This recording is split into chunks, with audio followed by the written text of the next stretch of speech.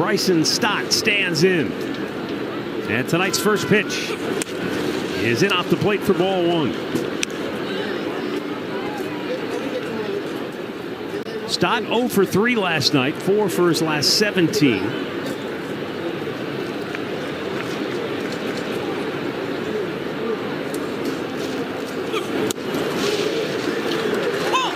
It's been about a month since Bryson Stott moved into that leadoff spot. You know, he's patient. He would be a good leadoff hitter. Good eye. He put the ball in play. That's a pitch we're going to watch for the left-handers tonight on Philadelphia. That changeup that Bibee has, because when he has that work, and that's a very effective pitch for him. 2 balls and a strike.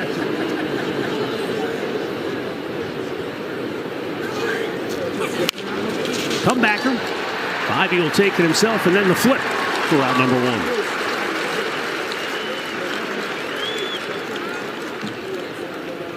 Batting second now for Philadelphia, the shortstop number 7, Trey Turner. Tanner Bibee, when you assume that role of the number 1 starter, there's a lot more than just on the surface that goes into it, but you can't worry about any of that stuff. Center field, right at Angel Martinez, 2 down. But when Andre talked to his teammates, you know, you heard the sentiments that they like his tempo, keeps the defense engaged. You're on your toes, you're ready to work.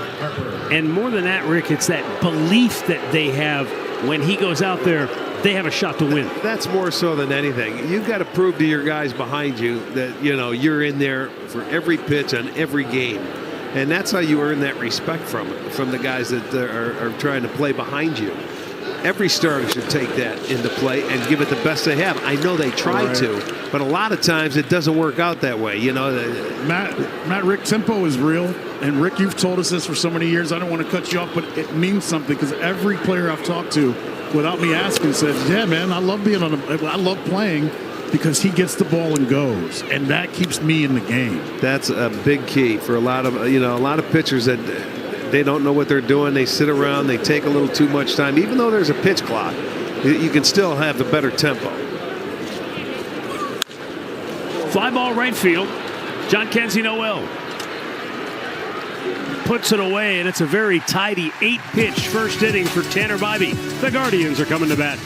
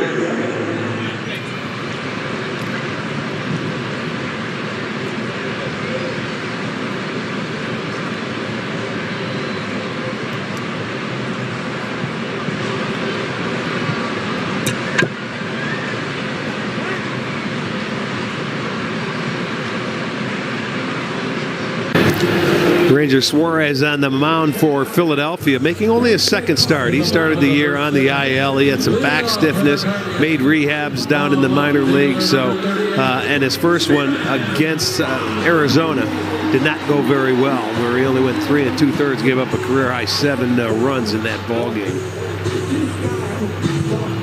Stephen Kwan will lead it off for Cleveland. 1 for 3 last night. He's hit in 7 straight games, going 12 for 28. Takes a low fastball for a strike. He's like a command pitcher. He moves the ball around, doesn't throw his, his sinker will be his pitch he throws more than his 4-seam fastball. But he's got a curveball, a changeup, and also a cutter, and he likes to move it around the plate, keep you off balance.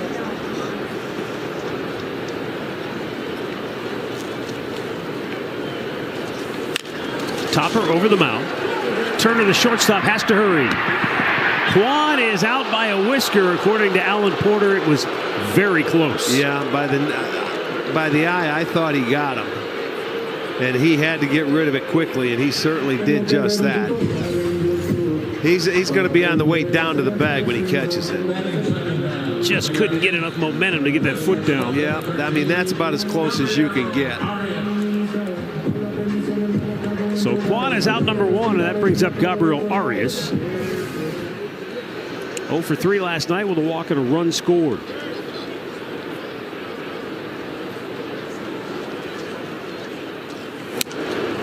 Up high, ball 1.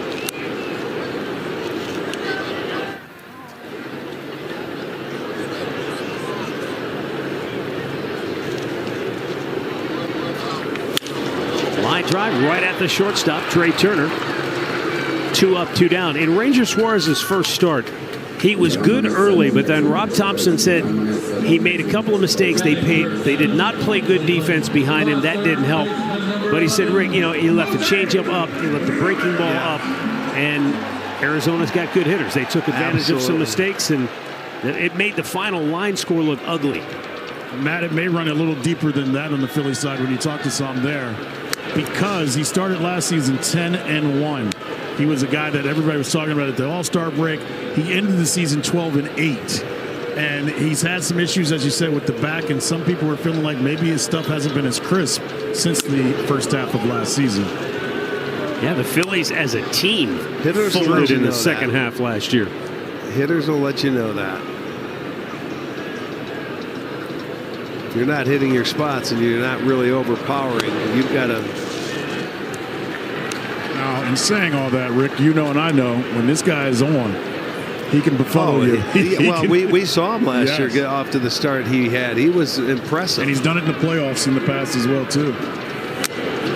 Checked his swing, and it ticked into the mitt of JT Realmuto. 3 balls and a strike for Jose as the sunlight illuminates him at home plate. Well, Jose's 3 for 3 off him in his career, so let's see what happens. He's sitting in a pretty good count right now. Umpire ball timeout? You don't see that often. He did, because he's talking. He put his hand up on his hat like his pitch count didn't work. The umpire caught it and stepped out. I'm going to start doing that at home when my kids or wife are talking to me. They won't listen to you, though. They're not umpires. Ball You're 4. gonna lose. 2-out walk puts Jose down at first. Here's the rest of the Guardians starting lineup for Stephen Vogt, brought to you by Progressive. Carlos Santana, the DH. Kyle Manzardo is in the 5-hole, and John Kenzie Noel. Angel Martinez, Will Wilson getting the start at second base, and Austin Hedges, the catcher, bats 9th.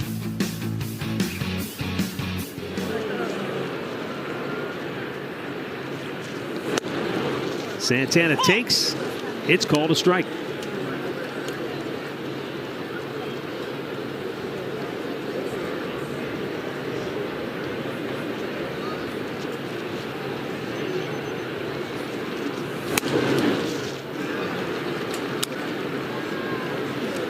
One ball, one strike for Santana, who's hit .297 over his last 11 games, knocking in 10 runs.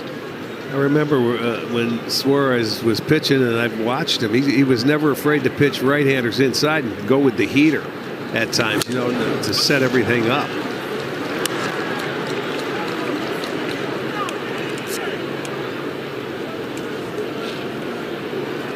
Left side of the infield really pulled around for Santana.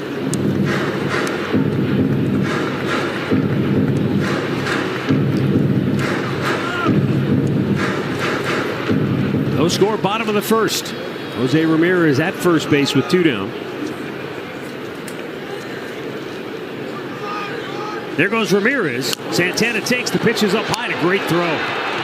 Real Muto throws out Jose Ramirez. He's caught for just the third time this year, and the inning is over.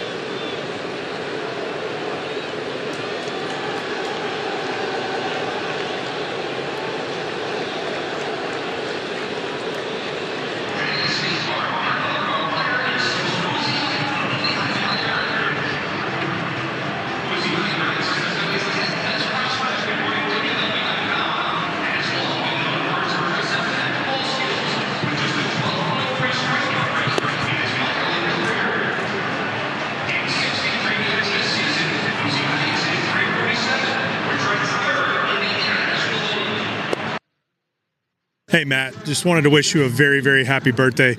Truly enjoyed getting to know you and love how you tell our team's story. 60 years old, man. Couldn't be more happy for you. Ma, feliz cumpleaños. Te ve muy bien para 60 años. Happy birthday, partner. Happy birthday, partner. I think you overcharged me a little bit there. It's okay. Love you, Dre. I love you. And thanks to the guys. Appreciate that. Here's Kyle Schwarber leading off inning number 2. My dad, being the creative That's where I got the idea, to be honest. creative father that is, he got me a bottle of Heinz 57. Oh, boy. He's Ouch. been waiting years to do that. Yeah. He's had that in his back pocket for a minute. Heinz is going to make a 58 next year.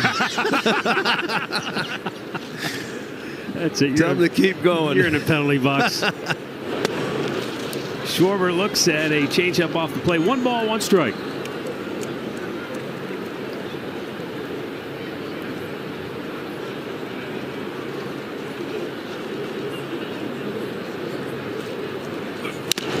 Swinging a foul ball. I tell you what, anybody brings any more desserts up here, you're gonna have to wheel me back to the car. I got the 2-wheeler for you. I'll do it tonight. We'll carry you out. Arch brought a tray of cannolis that would knock my eyes out. Unbelievable. Thanks for that. You're welcome. Curtis got the peanut butter pie. Oh, from Amish country. Now the 1-2 from Bobby. Swinging a foul on the right side. Hey, Arch, you brought up the changeup against lefties. Yeah. Last night, the Philly lefty hitters struggled. They did not get a hit. Why will that changeup from Bybee, in your mind, help against these lefties from Philly? Well, because he's going to throw his fastball a lot. You know what I mean? Right. They've got to keep him off balance. They're going to look to try and hit that fastball. They've only faced him one other time. But Bybee mixes his pitches so well, and I think it slows him down when he throws that changeup, and it keeps him back, and he's been around the plate so much with it, it's a very effective pitch for him. He could throw it to right-handers, too, if he wanted. There it is.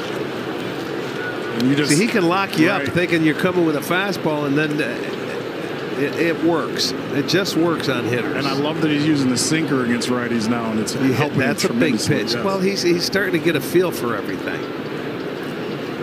You know, he's allowed 19 runs so far this year. 15 of those runs have scored on the home run ball that he's given up on his 9 home runs. So when you think about it, anytime anybody else has been on base, he's done a great job of runners in scoring position, keeping them. He's been very stingy. Took the sting out of his bat. That breaking ball Angel Martinez, 1 down. Here's his first start against the Phillies back in 23 in July. Curveballs galore. And every time we watch us pitch against the Phillies, that curveball comes into play, no matter who's pitching. He's allowed 2 hits, only walked 1, and had 8 punchies. What does that tell you that the curveball has been so effective? We watched Ben Lively do it last year. Yes. We watched the big man do it last night. Yes, he did. Williams did it last night. I'd say go with it. Until they prove they can hit it. And it's just not one pitcher.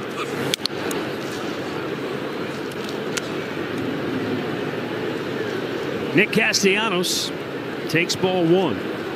You know, coming into this game, sorry, Matt, none of their hitters had more than 3 at-bats off of them, except the guy on deck that'll get a chance to hit this inning. Well, you've always said, though, a good curveball, just like a good slider, you're not going to really hit it anyway. Not if it's good. No, it's going down. You're going to swing and miss at it. And I just reflect back on a guy like Bert Blyleven, who had one of the nastiest curveballs and sharp break, and it was tough to hit. So why swing at it if you can't hit it? But my point is, you watch that video from 2 years ago, Tanner Bybee. We watched Gavin Williams last night. We remember Ben Lively a year ago.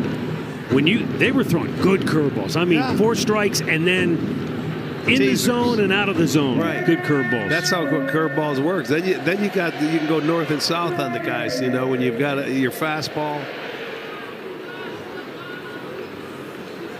Castellanos had to get a new piece of lumber. Cracked his bat on that foul ball.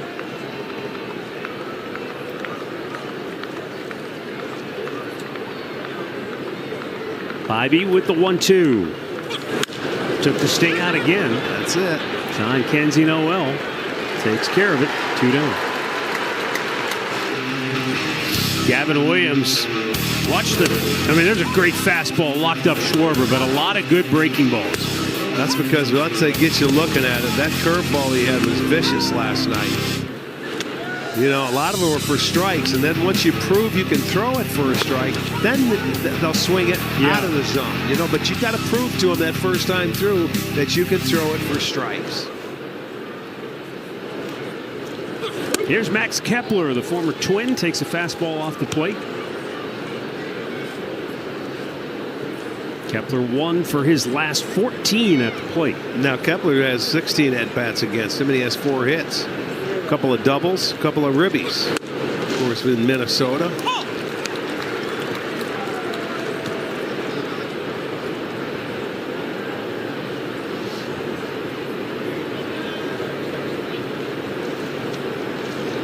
Here's the 1-1.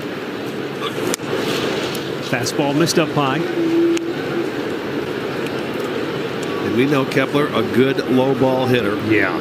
You know, he came in here. He's got more home runs here than anybody. He had a career here one weekend. Yes, he did. Hit 3 in the game, didn't he? Off of Trevor Bauer. Stephen Kwan makes the catch. Another tidy 1-2-3 inning for Tanner Bybee.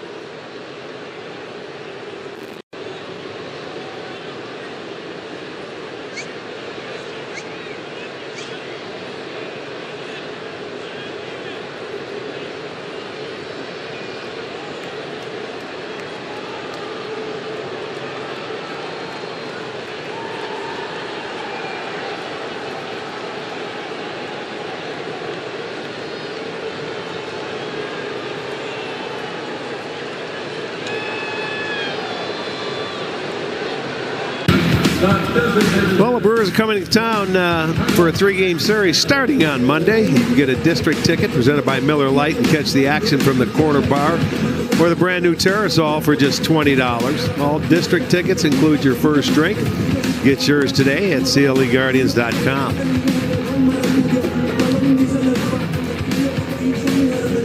Bottom of the second inning, no score, and Carlos Santana, who was at the plate when Jose Ramirez was thrown out trying to steal to end the first, will be the batter.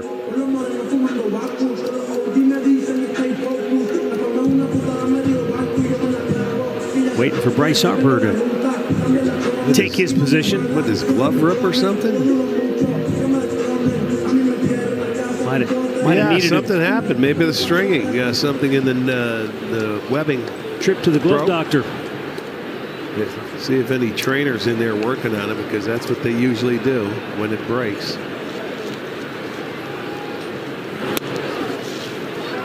Ooh, that was low, but he called a strike, and even Carlos said, hey, hey, hey, hey.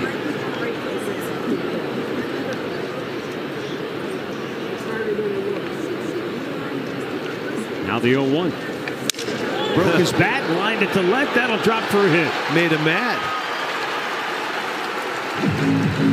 Then tried to sneak one by him and got the base hit. Good for you, Carlos. Continue to swing on it. He didn't hit it all that well. It might have been jammed him a little bit in there. After that first pitch, got it a lot down around the trademark. But that falls for a knock. So first hit of the game. Leadoff man aboard for Kyle Manzardo.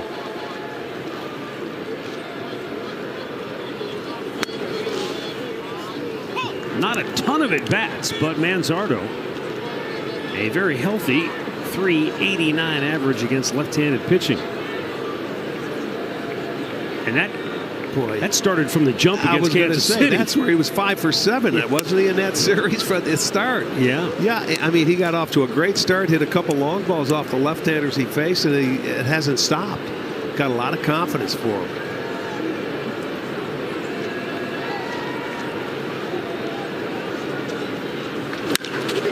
Smashed, picked, and it'll be a double play. I think Carlos thought he caught it on the fly, so he was going back to the bag. And it looked like he did. I mean, that was a bit, just a real short hop, so there wasn't anything that Carlos could do yet. He didn't want to get double off, but watch, it's a real short hop. See, you try and freeze, and that's what you do. Now watch, there's nothing he could do. I mean, that's just like 6 inches in front of his glove. It's a double play no matter how you slice it. So 2 down for John Kenzie Noel. Came on as a pinch hitter last night, went 0 for 2, getting the start tonight.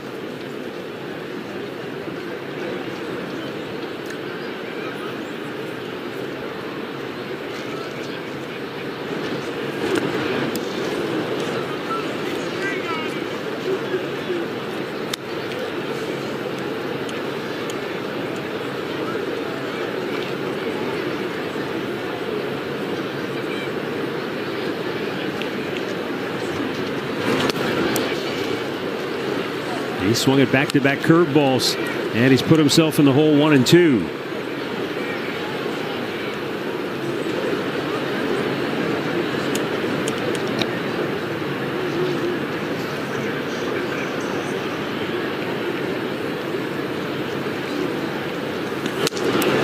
Fastball up and away to even the count.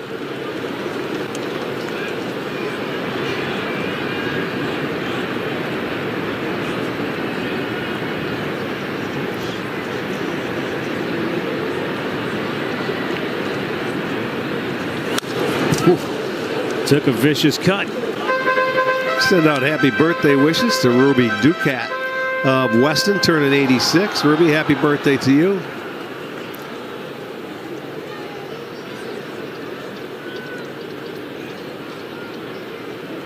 Two in the dirt and a full count.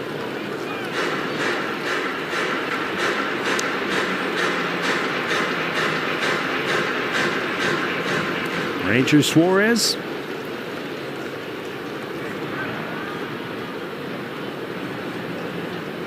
See what he goes with. A lot of curveballs to Noel. Stayed with it. Broke his bat. And Turner's throw is reeled in by Bryce Harper. 2 scoreless in Cleveland.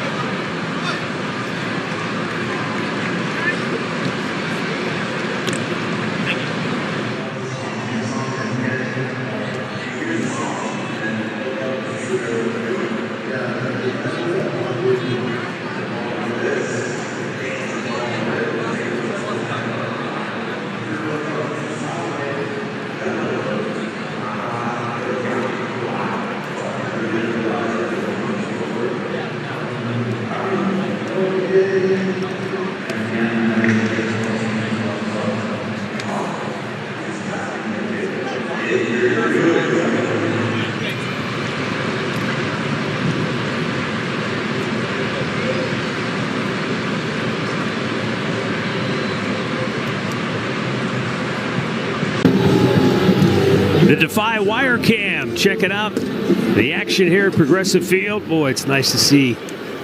Almost every seat is filled tonight. Yeah, it sure is. Beautiful night for baseball. 72 degrees at game time. Not much of a breeze. Tanner Bybee goes to work. JT Realmuto takes a breaking ball high. Realmuto, through his first 16 games, was hitting just .214. But he's starting to pick up the pace. Over the last week, he's gone 7 for 25 with a couple of home runs.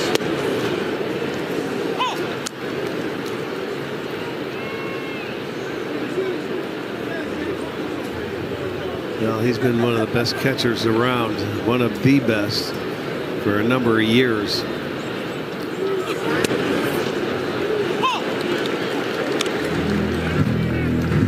A good athlete as well.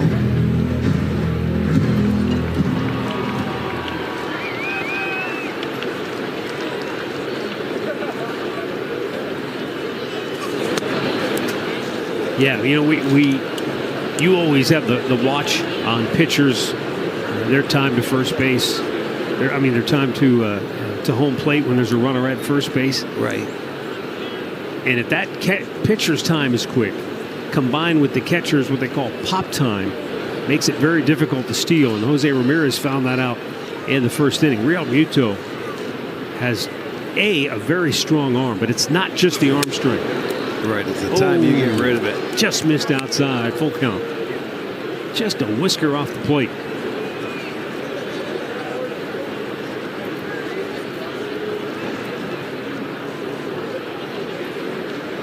Here's the payoff pitch.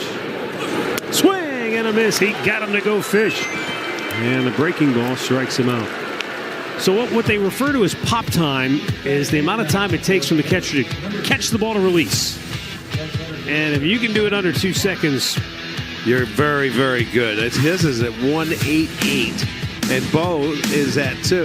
When you look at it, I mean, it gets there, and the accuracy of these guys with that pop time. So let's say a pitcher averages 1.3, and you get a guy, let's just say 2. Hell, what a play by Gabriel Arias with the scoop and the throw, 2 down.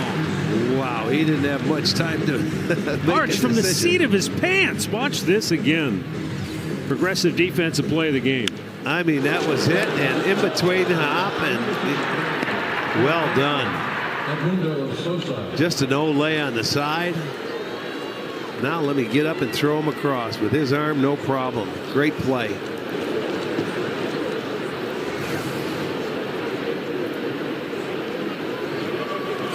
But I'm thinking the point you're trying to make, though, is pop time is great, but if you throw it into center field, right, it doesn't do us any good. That's where the athleticism comes into play. And that's where the first base coaches, they know the pop time of each catcher, and they know the time of the pitcher, and they know who's running. So if they can figure it out, if they can get over there, you get a good lead and a good jump, you can steal it. Even if he makes a good throw, but you're going to have to be fast.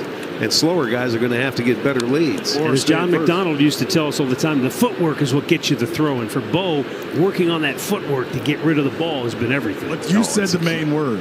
They want him to be athletic.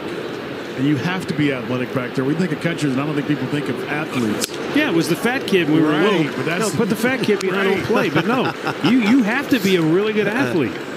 Alejandro Kirk. Hey, you're going to use How about that? He's just round. Leave him alone. He stands up catching it. He doesn't have to get up from a.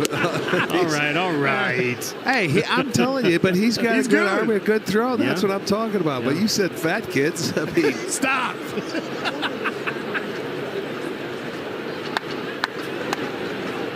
The 2-2 pitch. Swing and a miss. Thank you. Tanner Bybee strikes him out, and it gets over.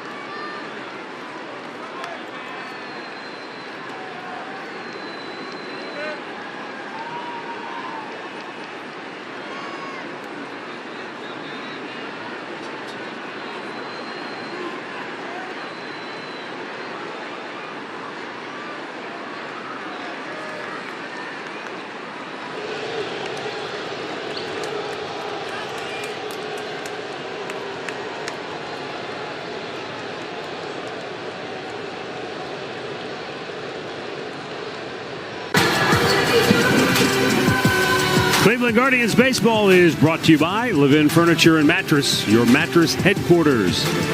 And by Union Home Mortgage. Go to UHM.com to get connected with a mortgage expert.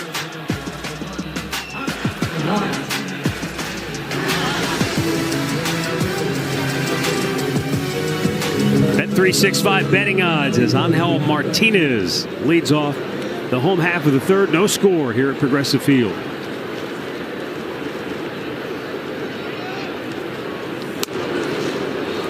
Called a strike. Looked high. Angel Martinez, 2 for 3 last night with a double and a homer. He loves hitting here at Progressive Field. Pops this one to center. Yeah, had him a little off the front foot. A word now from Kia.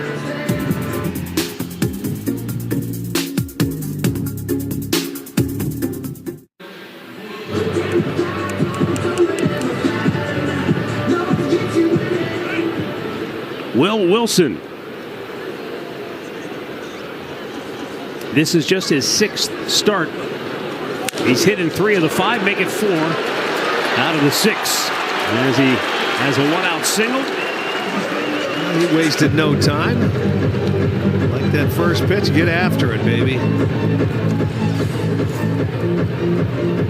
You're going to get a fastball, so take advantage of it. Good job. He gets a knock.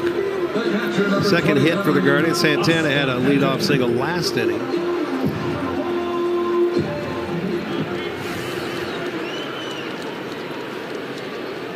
Austin Hedges swings through the fastball.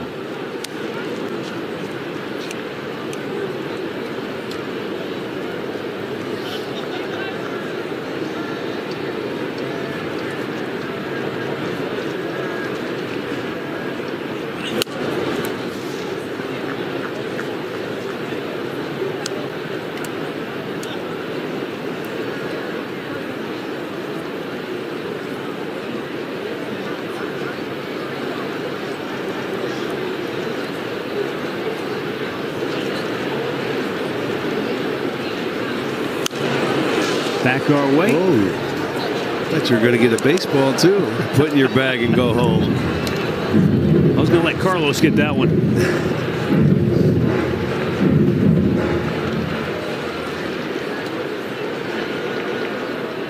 Suarez has Hedges in the hole 1-2. Bounced it in there.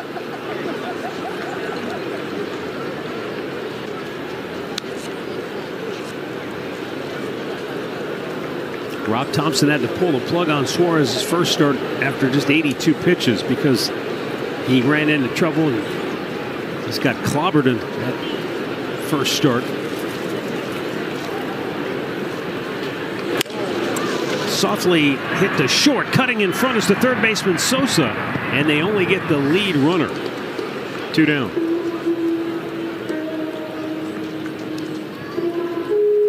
That's a tough play for both infielders.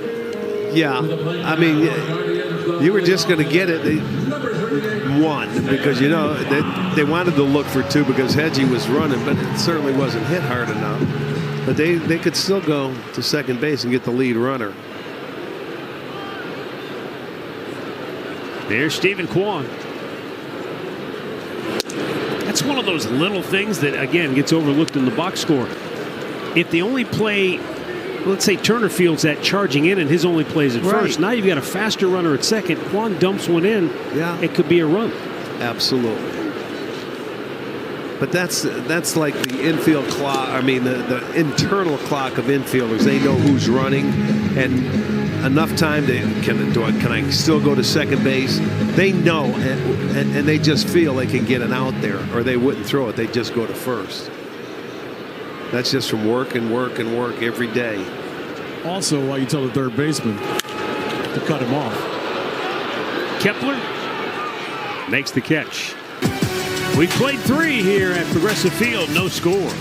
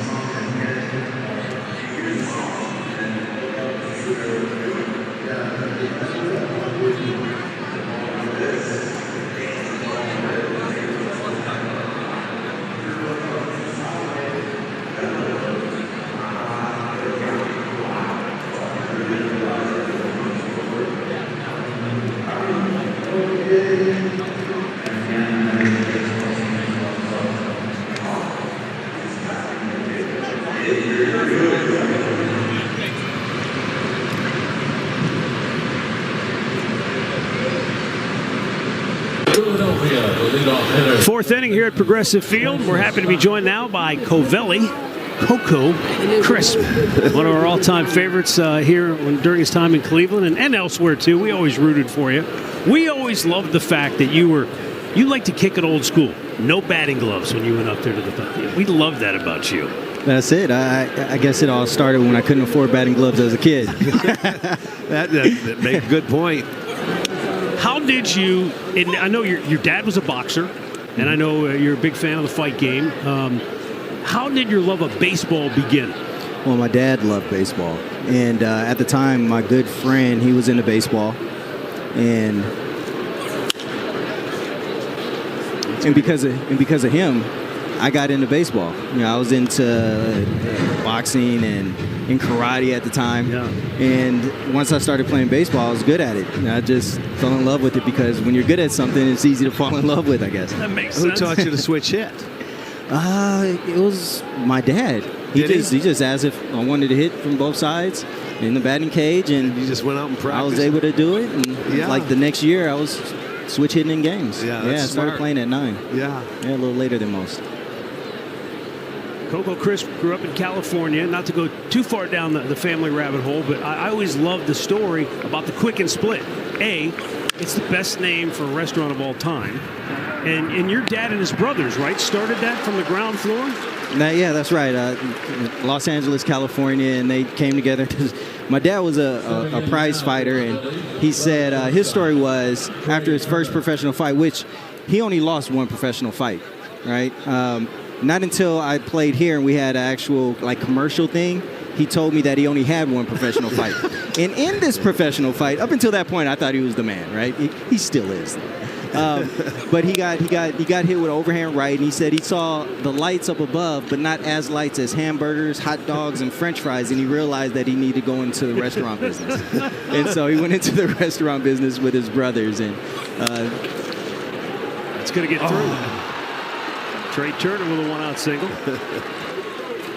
And so how did the name come about, the Quick and Split? Was that they all put names in a hat. They sat around their father, my grandfather's dining room table, put names in the hat, and there was some names, and it just ended up, I forget who actually came up with Quick and Split, but that was the one that they ended up settling on, and then there you have it, Quick and Split. And they're still in business to this day, right? Some of my cousins still run Quick and Splits. They have the homemade ice cream and the pastrami That's burgers, awesome.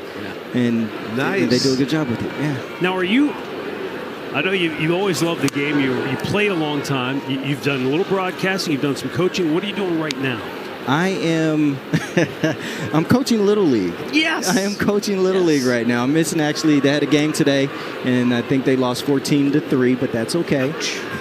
Ouch is right. Hey, that happens. It only counts as one loss. That's it. So I missed a couple games yesterday and today, but we're going into playoffs when I get back. Bryce Harper drives one to deep left field. Back his Quanto played off the wall very well. Yeah, He I'll tell you what. Kept Turner from being able to score. Yeah, he deked. Turner wasn't quite sure that he was not going to be able to get that ball, and he turned late to get the ball, and he could only get to third base. And he made it close at second. You're familiar with playing that wall out there in left field. Yeah, no, he did a great job. He played it perfectly. Got it right off the bounce. One hop, got it right into the cutoff man, and stopped that run from scoring. That was a great job. Great throw, too. He's been outstanding this year. He leads the league in assists. He plays walls very well, very accurate with his throws. When you came here to Cleveland, was that an adjustment getting used to playing? I mean, you don't have a wall like that in every ballpark you go to. Right. When I came here, I was straight from the minor league, so I had to get used to a lot. Everything. Right. But yeah, it's a little different over there because you have the pads, the angles, and you have the scoreboard over there, and it can bounce off differently.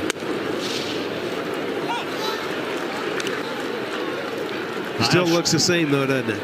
It does. I haven't been back here since 16. Yeah.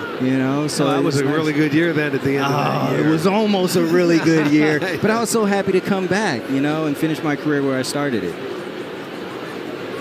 0-1 pitch to Kyle Schwarber, a swing and a miss. And Schwartz, he was the guy that killed us too, and now I get to see him up here. Yeah. So we got to go get him right now. We need a punch out right here so we don't get anything. For everybody here, including myself. Yeah, it's appropriate. He's got to be up at the plate now. When you mentioned 16, right? He didn't even play all year. He was down in Arizona and came up. That's right. Right at playoff time. 2-strike pitch. Come on, Kwani. He won't get there. No, he won't. The runner will score, and Kyle Schwarber just bloops one in for the game's first run. And you got to play him deep. You can't do anything about that. And look where Jose was playing. They were playing halfway in there, and he just fought off a good pitch. It was a good pitch. Bivey did what he had to do. Give the guy credit. That's 5 now consecutive. He has reached base. He's reached base every game this year, and going back to last year, 45 times. Wow. And that snaps a 22-inning scoreless streak at home for Cleveland's starting pitchers. Yes, correct. Now Nick Castellanos off the end of the bat foul. How excited are you for your good friend CC Sabathia to go into the Hall of Fame this year? I was very excited. It's well deserved. Not only is he a great guy and a great friend and father and husband, and he's amazing in between the lines. Was it strange the first time you had to stand in against him, face him in a game? It did take some adjustment to facing your former teammates, you know, and I already knew facing CeCe was going to be a struggle for me. I was hoping we played on the same team forever. You know, all his strengths are all my weaknesses. So, you know, he has that hard slider down and in, throws 100 miles per hour. I love the fastball down low on my right side, and you throw that changeup. Hey, a lot of hitters say that against CC. That's why he's in the Hall of Fame. Exactly. That's why he's a Hall of Famer. It was amazing. It was great watching him grow up, you know, and spend his first 7 or 8 years here before he got traded. It was a treat to watch from his very first year. 1-2 pitch. Popped up foul. Let's see. Manzardo. It's going to stay. Leans over and pulls it in. 2 down. Yeah, CC was very competitive. When he first started out and we were playing together here in Cleveland, he would always pitch. He would go deep into the game. Yeah. Right? That 100th pitch, he would always try to throw 100 miles per hour. Yeah. Right? That is the competitive spirit that he had, even at that time coming up. And only if the other team knew, they would be ready for a fastball on that 100th pitch. But, yeah, he would try to hit that. I've never heard that before. He would try to hit 100 miles per hour on the 100th pitch. And he could throw hard when he first came up. Boy. Oh, impressive. We've often talked about his first start, his major league debut.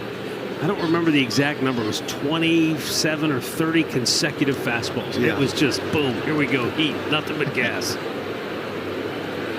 And then to watch him evolve toward the later stages, you know, learning the 2-seamer, learning the changeup, and all the, you know, the various elements that made him, you know, more of a finesse pitcher almost towards the end of his when he career. got to New York, they taught him that changeup, that you got to throw that. I think it was Pettit? Yes, Andy Pettit he learned it from. He couldn't learn it from anybody any better.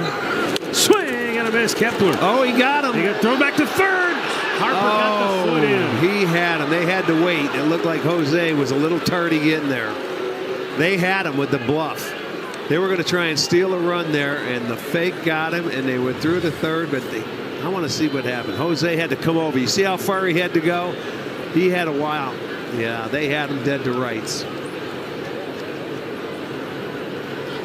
Yeah, I think with the left-handed Kepler, he's so far off the He line. is. I mean, for him to get over there, if he would have been 10 feet closer, they would have had him. I like the call, though. Little chopper. Arias, quick release, and gets him to end the inning.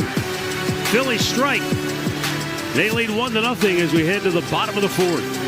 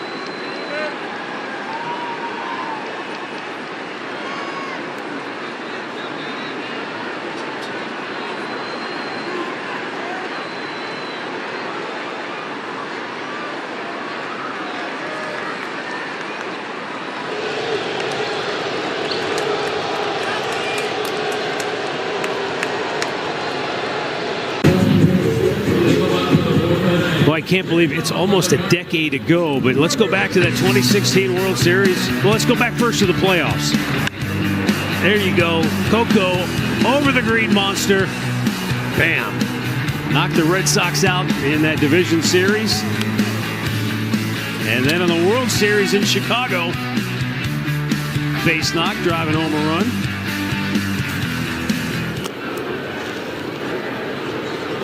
Gabriel Arias leading off here in the bottom of the fourth. Guardians down 1-0. That was really a good series. That It was. I mean, exciting all the way through.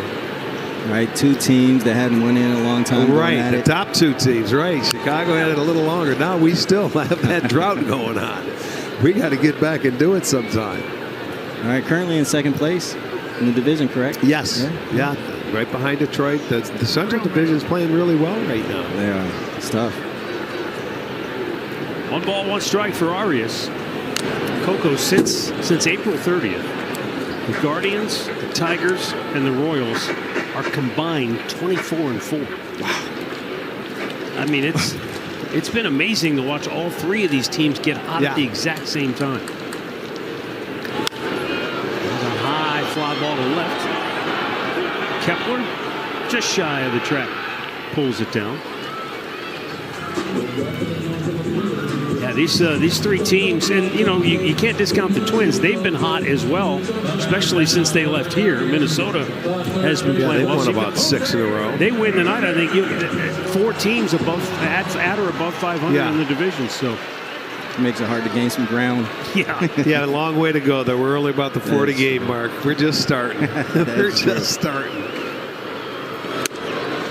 We're waiting for the warm weather to get around here, and I mean it's been like that everywhere. Right, it's nice today. Yeah, it's beautiful. It is nice today. Yeah, we need this. Everybody needs it. Man, because yesterday was cold for me, especially coming from California. I had my long johns on. Did you? Oh, I have them on today, but I'm a little hot today. Well, tell the people how tough it is to hit and play in the cold weather in April and May. It's awfully difficult, isn't it? It is challenging. You're trying to stay warm. I know when it's raining, sometimes it even snows out here.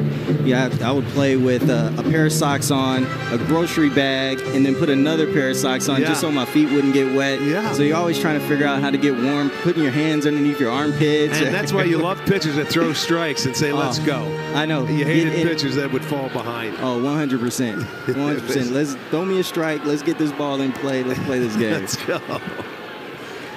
A lot to be said for that. You hit your best shot and it only gets to the warning track. And don't get jammed. Yeah, I know. 2 balls and 2 strikes. When you were here in 2016, Jose Ramirez was just starting to kind of make people aware of him. How impressive is it, to watch from afar how he has blossomed into the player he's become? Right. You knew they had a lot of young guys, and him being one of them that was very talented. You had Lindor here. Who else is here? The Santana guy coming up right now. Yeah. Those two were here when I was here in 16. But you can tell that Minnie was going to be a superstar. You had those guys that were young that were here, and he was one of those guys that was going to be a franchise type of player. And it's nice to see him playing now and having the success that he's had. Another place that you spent a good portion of your career was out in Oakland. Strange to see them now in Sacramento. Yeah, business is business. It is a business. Yeah, the fans out there, they deserve. I believe they deserve a team. I had a great time out there playing in front of those fans. They showed up. We had the Bernie lean going out there. Oh yeah, that was beautiful. It was wild. Well, they should have had a stadium a long time ago, but they never got one. And that's the unfortunate thing, because they were so great coming in through the 70s and everything like that. They built it. They had a tradition. They had a home, and a lot of people are upset that they left that Bay Area. Yeah. And they should be. And a low throw. Harper picks it out of the dirt to retire the side. Coco, thanks for stopping by. Thanks for having me. Always great to catch up with you. Coco Crisp, our guest here in Cleveland. It's 1-0 Philly through 4.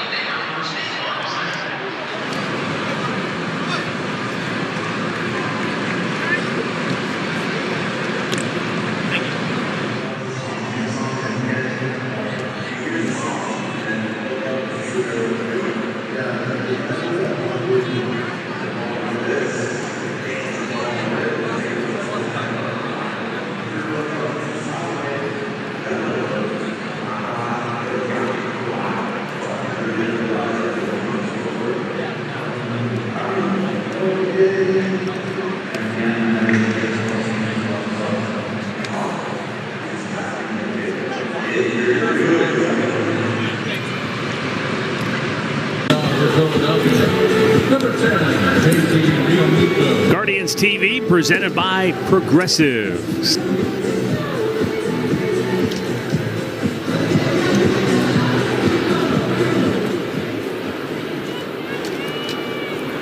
JT Realmuto will lead off for Philadelphia here in the 5th inning. The Phillies lead 1-0. That was fun catching up with Coco Crisp. Yeah, great to see him. He looks great. In that 4th inning, though, Rick, what a job by Tanner Bybee to get out of what could have been a crooked number for Philadelphia. Absolutely. Minimized the damage and came in and, Schwarber got the base hit. He made a good pitch on it, but he just fought it off, and they got their 1 run, but he settled in nicely, got the pop out at first base from Castellanos and got the double play or the ground ball off.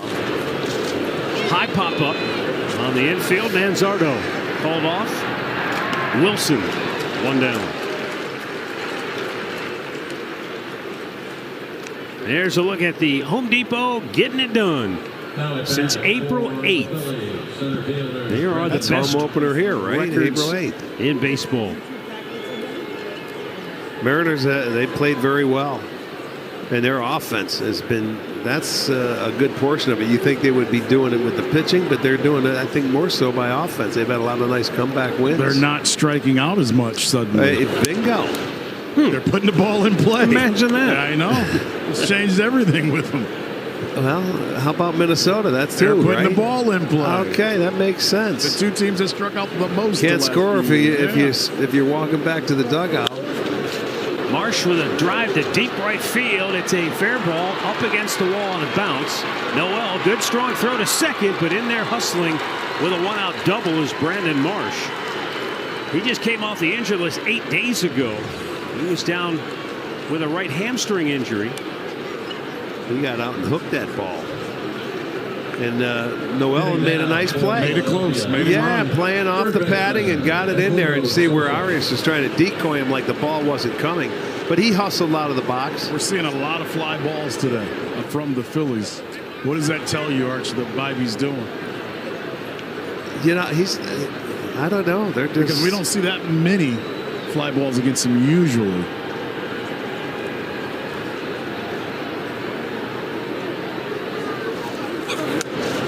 Fastball up and in, pushing Edmundo Sosa off the plate. He struck out his only time up. He swung the bat well in his 12 starts. He's hit .368.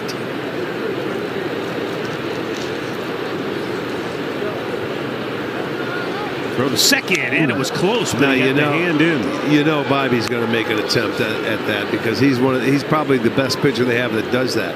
Picked off a couple guys last year. You remember he got out of a jam against Minnesota one time, and he handles himself well on the mound defensively. He knows how to get that extra out. Makes the plays. Guys pick guys off first base sometimes. He's good at his craft. Slicing down the line. Noel gives it a look, and it's just up against the netting. Matt, you mentioned that about Sosa. He doesn't play a lot, but he's come up with the Phillies, and he's almost the perfect guy to be the extra guy for him. Can play around the diamond a little bit, pitch hits, but he's become somewhat of a veteran doing it. We talk all the time about that extra guy that you have. Rick, this is one of those teams that has a starting lineup that they pretty much roll out the same 6-7 guys every night. But that's what Matt and I were talking about that before the game. You're right. The top 5 or 6 are out there every night. But when your number's called, you better be ready to go. Well, he complements what they do very well, and as Matt just said with his numbers. Yeah, but it helps when you come through the organization, doesn't it? Bingo. To know you. Yes. They know. I think that has a lot to do with it.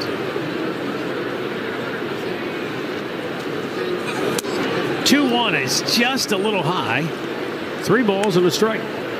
Bobby's just missed a few pitches today. I mean, he's made pitches an inch or so more, and he would have been in the driver's seat.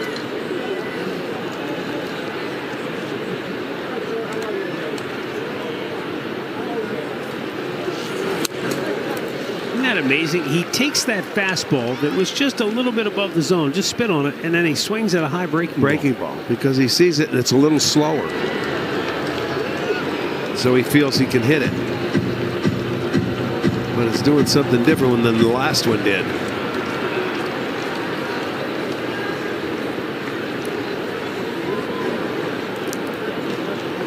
3-2 pitch. Beats it into the ground. Runner Nice will go to pitch. third. Jammed him. But now there are 2 down. That was the little sinker he jammed him with. Let's get a word right here from Levin Furniture and Mattress. For the best selection of Tempur-Pedic, Stearns & Foster, and Purple, shop Levin Furniture and Mattress, your headquarters for luxury mattresses. Runner at third base, 2 gone. Bryson Stott 0 for 2 to the plate.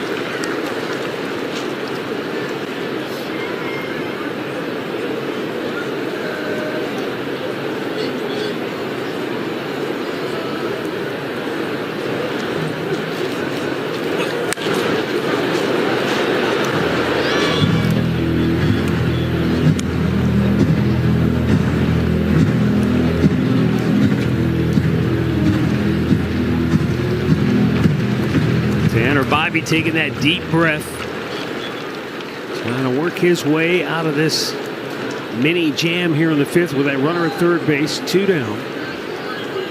And the 1-2 pitch. Dismissed.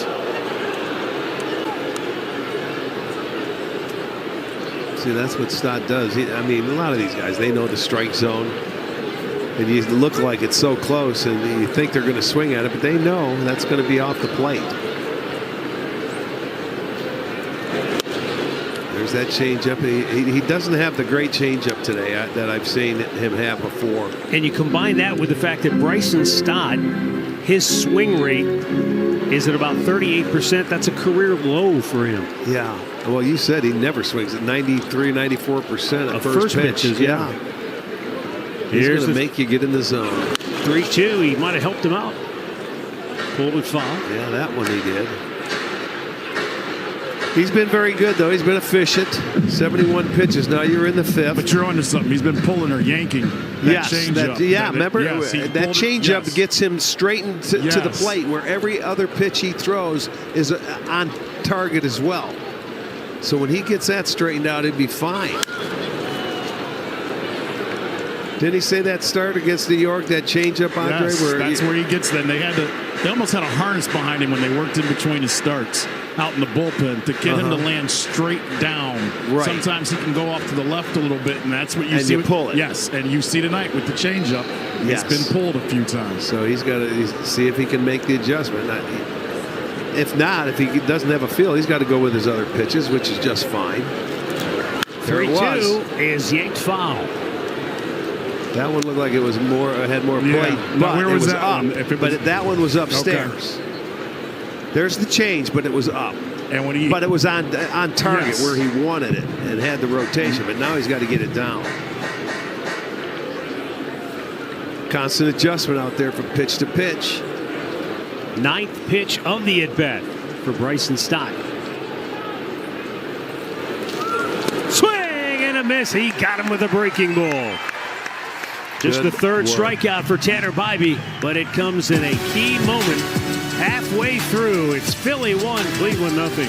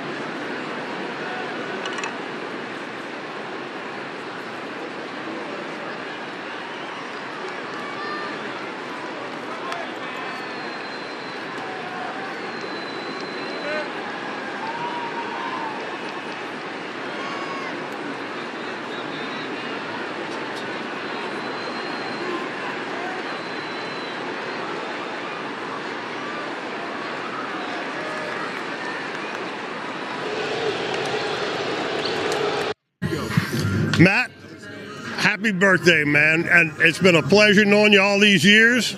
And I got to say, you look pretty darn good for 60 years old. Undy, it's your favorite catcher here, Kevin Plawecki.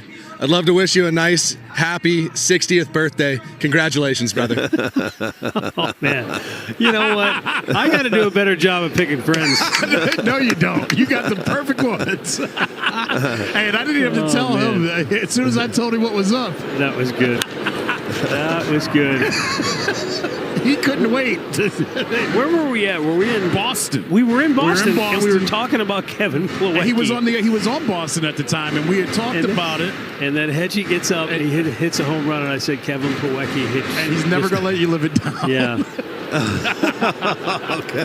Oh, man. That's Murph's guy. Yes, and that was why it was in his head. Yeah.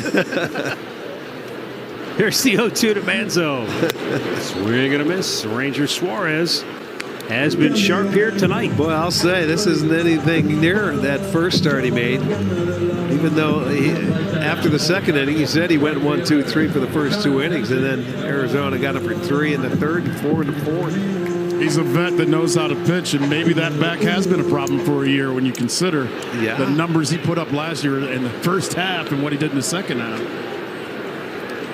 He's one of those guys that you say, okay, he's a comfortable over 4. You go back there, no, it's not, he doesn't have it where he can blow you away or anything. He's just going to keep you in the rocking chair. And Philadelphia has an interesting decision to make because he's a free agent at the end of the year. By folks who follow this sort of stuff say, he's in line for at least a 3-year, $45 million deal, which to me, by starting pitching standards, is reasonable. Yeah. There are those who think that maybe Philly moves him before the end of the season. They could, and it all depends on what he does. He's going to have to perform. Yeah. And if he doesn't show he can do something, then they won't even think about it. If he's not healthy. Angel Martinez fly to center. His first time up. Angel said something very mature last night, I think, after the game. I know he talked about not being comfortable, but he also talked about being aggressive, and pitchers working on that now. And he said in that the home run that he hit, he realized he was being too aggressive early in the count and that they were throwing him changeups because of his aggressiveness. And what did he end up hitting out because he wasn't ultra aggressive when it mattered? He hit a home run off of a changeup. That makes sense. Beats it into the ground, hustling down the line, but Turner throws him out, and it's just a 7-pitch 5th inning for Ranger Suarez. 1-0 Philly.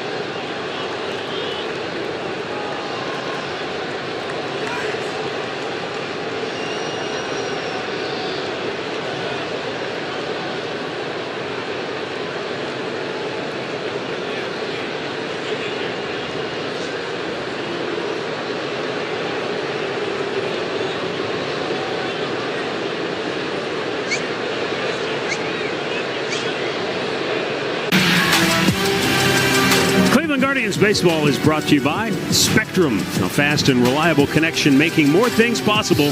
Spectrum. And by Elk & Elk, serious lawyers for serious injuries, an official partner of the Cleveland Guardians, call 1-800-ELK, Ohio.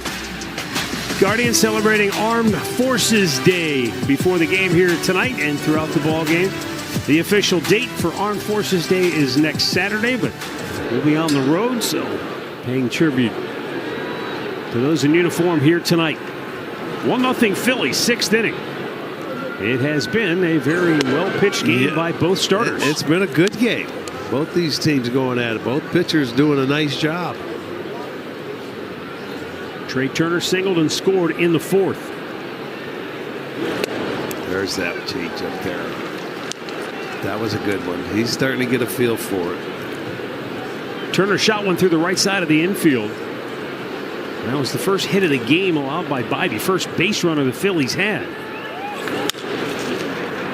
And they parlayed that into 3 consecutive hits to get the only run of this game. T-Mobile coverage cam. Check out some of the work of Tanner Bybee here tonight. 3 strikeouts, hasn't walked a batter. That's what you like to see. No walks. Make them put it in play. And this is a team, that Philly team, that can be pitched to, but you better hit your spots. And you better set them up the right way, because if you make mistakes, it's a veteran team that can really hurt you in a hurry. But he minimized the damage the time they had a chance to score. And that's why it's a 1-0 ball game. You see, they're starting to try and take him the other way. Well, he took him the other way the last time, and that was the biggest hit of the game, really. Well, that's what Harper's got to do. Right. He hasn't been doing much, so you got to take him the other way, and then you start from scratch. Well, look how hard he hits it when he does. Yeah, he can hit it out any part of the ballpark. Arch, Rob Thompson, the Phillies manager, says of Bryce Harper, he's a perfectionist, and because of that, he demands so much out of himself that when he doesn't succeed, he feels like he's letting everybody down. You played with some Hall of Fame caliber players. Do you remember guys that were like obsessive perfectionists? Yeah, those guys are. Yeah, you want to do it every time up, and you know, when you put up the numbers he has, he's been that way his whole life, so it doesn't surprise you. You know what stands out? And he's going to be in the Hall of Fame probably when he's done. You know what stands out to me about him? He's a lot like LeBron James. They put him on the cover of Sports Illustrated, Matt, if you remember, at 16 years old. Yeah, he was in high school. Yeah, like the pressure that has been put upon him from such a young age, and to live up to it. You got to, in this day and age, I give a ton of credit that he's put up the numbers and been able to do what he's done. Right. Yes, I mean, you think about it. He was on the cover of Sports Illustrated at 16. Arch, I got pictures of you back then. I don't think you could have. Well, he's only 4 RBIs away from 1,000, and you do it before you're 13, and they got a list of guys on some of their notes, and most of them are in the Hall of Fame. There's only 2 players that aren't, and that's like Albert Pujols and Barry Bonds, and Pujols will be there, and Bonds should be there. He also was. But I mean, there's some good names when you talk about the numbers he's put up at his age. It has to start with the teammate he had as a kid, who's behind the plate for the Guards right now. Him and Hedgie were on the same team way back when. Archie was on the cover of Tiger Beat magazine. I don't even know what it is, but I would love to see it. You're laughing at it, though. Indeed. Andre's going to be Googling. Yeah. Hey, that's right. Google it. You still got the stripes. I know that.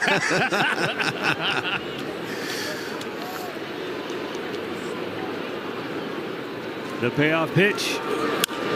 Popped up. Good inning. Quad comes racing in from left and makes the catch. All right, they got a score now. A 10-pitch inning for Tanner Bybee. Midway through the 6th, 1-0 Philadelphia.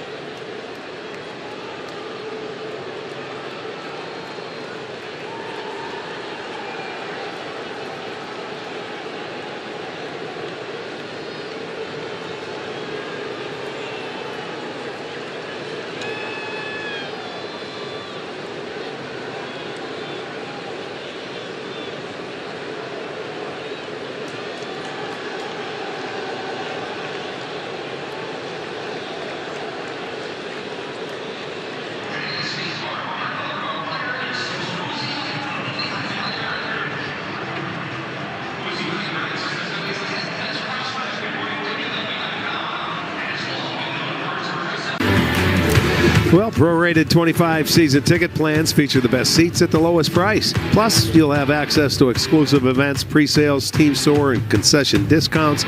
Purchase your plan online now at cleguardians.com/season tickets.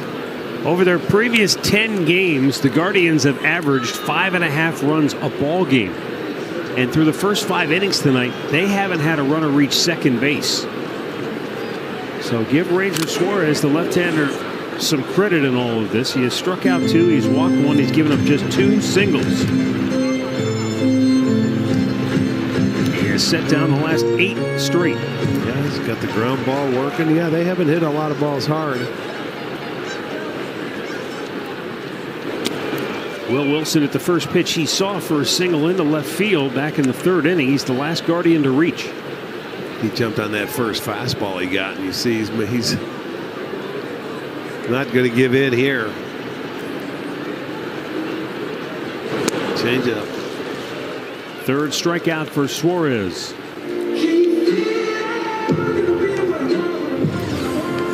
Here's the grip. It's almost, that's a circle change, I would say. Yes.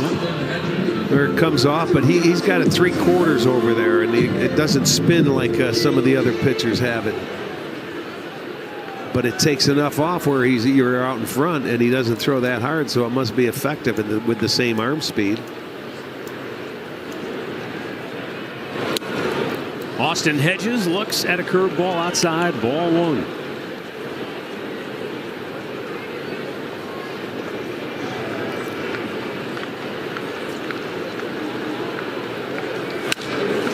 In the air, right field. Castellanos makes the catch, and they're 2 down. Injury report brought to you by the attorneys at Elk and Elk. Hunter Green, who's been throwing the ball really well. I mean, look at that, 2.36 ERA. And so he'll be down, and that means we will not see him. No, we will not. We head there Friday. Yeah. What stinks about that is he's coming into his own. Yeah. You know, he's really becoming one of the better pitchers in the National League. And, you know, for the Reds, this isn't when you want him hurt. You want him to keep growing from where he's been able to do so far. That's what happens when you grow up. He's one of the best pitchers in baseball. No doubt. He's nasty. I watched him against the Giants, and Tito let him go into the 9th. And he couldn't get that last out. He took him out. Yep. Hey, he'll be around a long time. He's a good one. No doubt. Again, they go 1, 2, 3. 11 in a row retired, or 10 in a row. And Tanner Bybee will have the 5, 6, and 7 hitters coming up.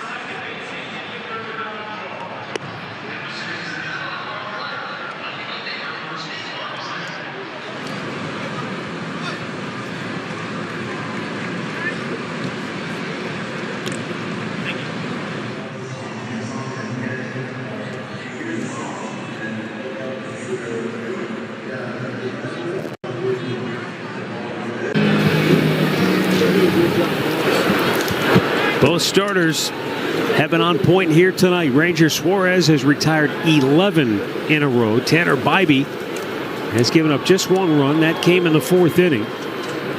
It's a nice matchup. And Suarez, 11 of his 18 outs have been 3 pitches or less. This is old school. I like this.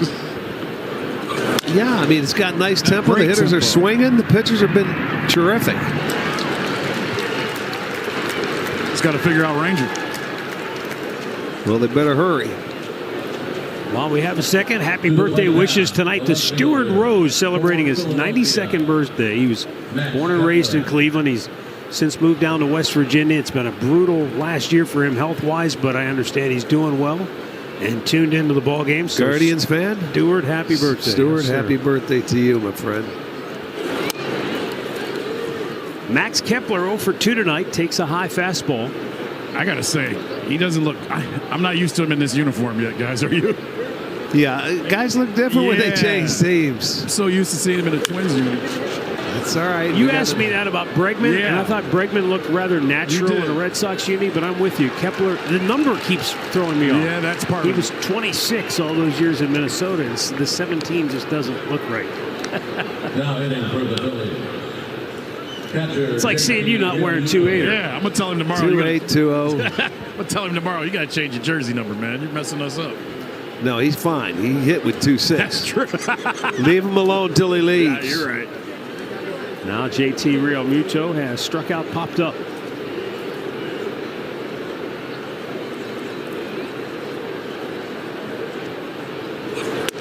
Fastball strike.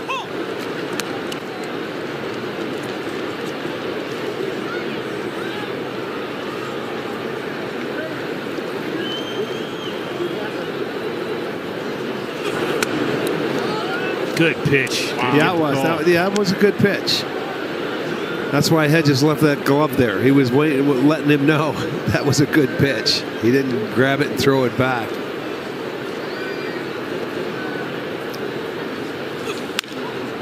Pulls it foul. You know the amazing thing about him?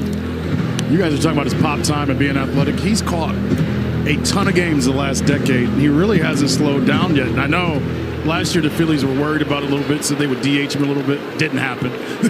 He still catches. And I know last year he got hurt a little bit, but Arch, he catches a ton of games. So good. Every season. It's a decade now. Yeah, that's where. But with the older you get, think about it. We've seen it with Selby Perez. Yeah. I mean, you've got to give those guys a break. I mean, they can go back there, but they're not the same. I mean, they lose it. This guy's been so good for so long. You know, he's, like I said, he's a good athlete. Out of play to the right. Putting up a good at bat here. Though he's down on the count 1-2.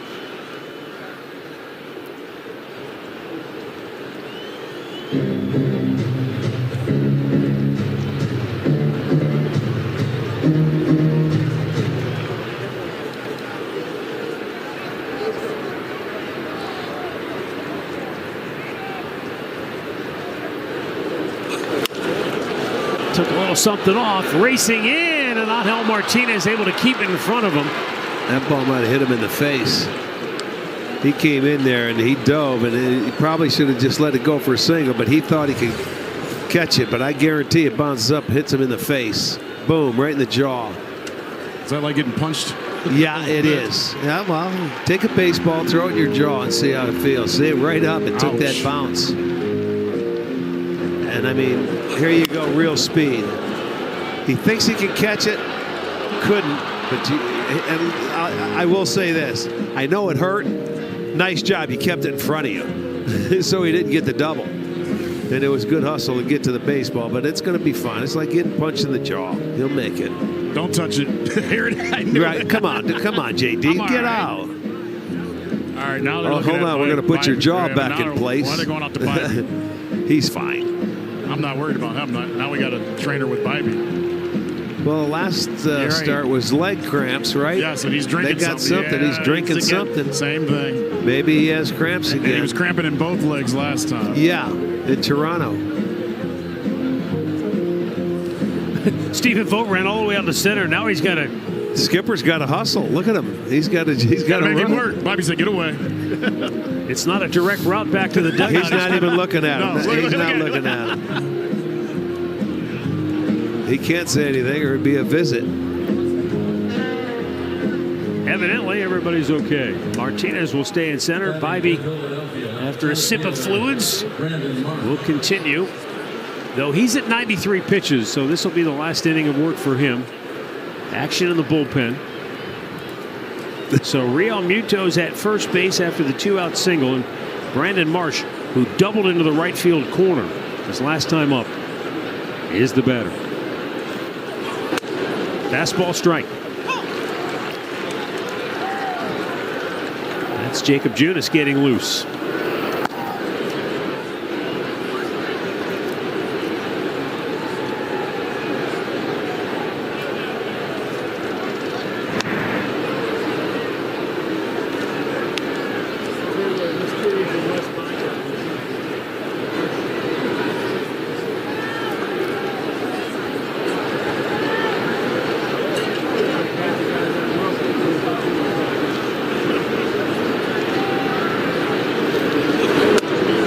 Just missed outside. He wanted it, didn't get the call.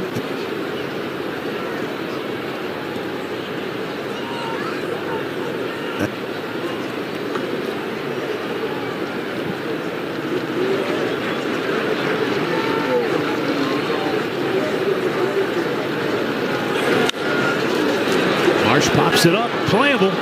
Jose Ramirez in front of the dugout makes the grab. A strong performance tonight from Tanner Bybee. He goes 7, gives up 1. Guardians need some offense.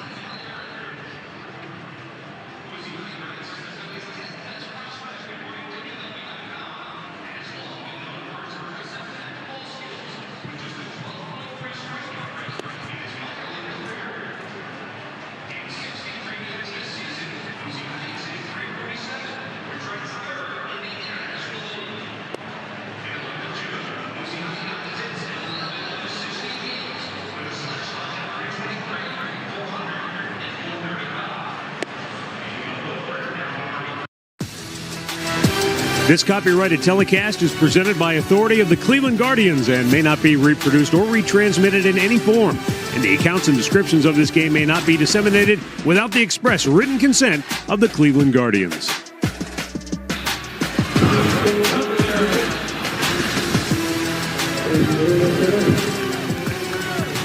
Tanner Bybee went 7 innings for the second time this year tonight for Cleveland. And reports of Ranger Suarez's demise evidently were greatly exaggerated because he's back out here for the 7th inning. He has pitched well.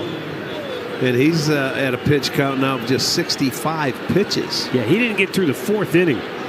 11 outs out of his 18, 3 pitches or less. And they're going right at him again. And he's not coming with the fastball. Our Miller Lite moment in Ranger Suarez's first start of the year. He went 3 2/3 innings and it was over 80 pitches.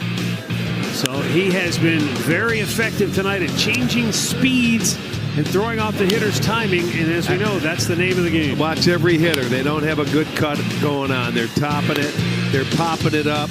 And Andre, you asked earlier why so many fly balls. I mean, from this guy, no, he's got the ground ball. And Bybee, there were some upstairs. They were hitting fly balls off him, but this guy's mixing it up.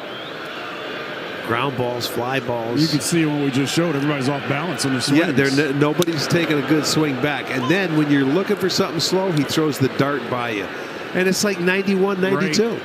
but it looks a lot faster than what it truly is. The Ben Lively game, he pitches. We keep talking about it. Everybody talks about spin and everything else. He keeps you in the rocking chair and doubled it up. And don't think that the catcher back there doesn't have anything to do with it. 4-seam fastball 23, changeup 13, curveball 12. He's been very diligent of using all his pitches. Just fouled on the left side. Nice play down there by the man in blue. Yes, knocked it down and barehanded and said, "Get it." Give me some love. Yeah, you got it. That's it. Nice play. Talk about the long arm of the law. That's the big paw of the law. Yeah, he never got out of his seat. Jose takes it's up and away 2-2. Well, you said coming in, Jose had a lot of success against Suarez. He was 3 for 3. What comes up must come down, right? No, right here he's going to get. He's going to work him. You know what you do? You got to start taking him the other way. There's a base hit in the left field. There's your knock. Jose Ramirez gives this sellout crowd a little spark. Well, one out single. Yeah, they just wanted to see a base runner. How many has he retired in a row? Watch the hands back.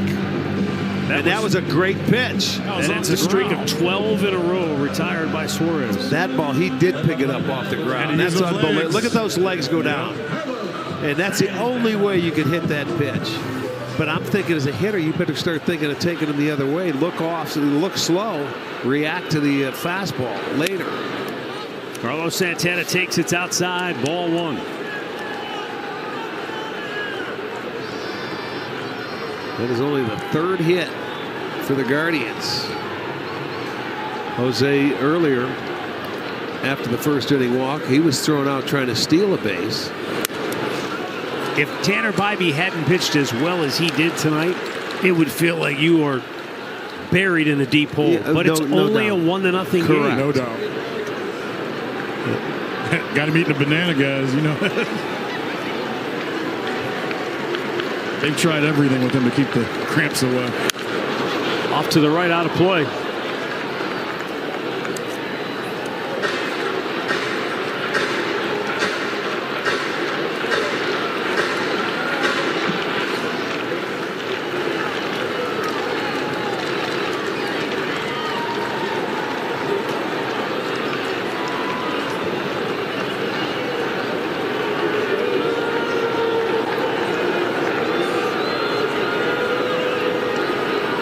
Jose tried to steal back in the 1st inning with 2 outs and was thrown out.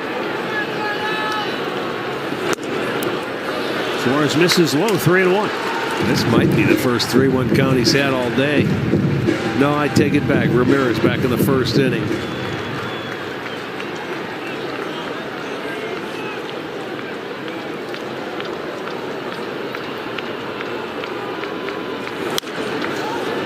Out of play. Now a full count.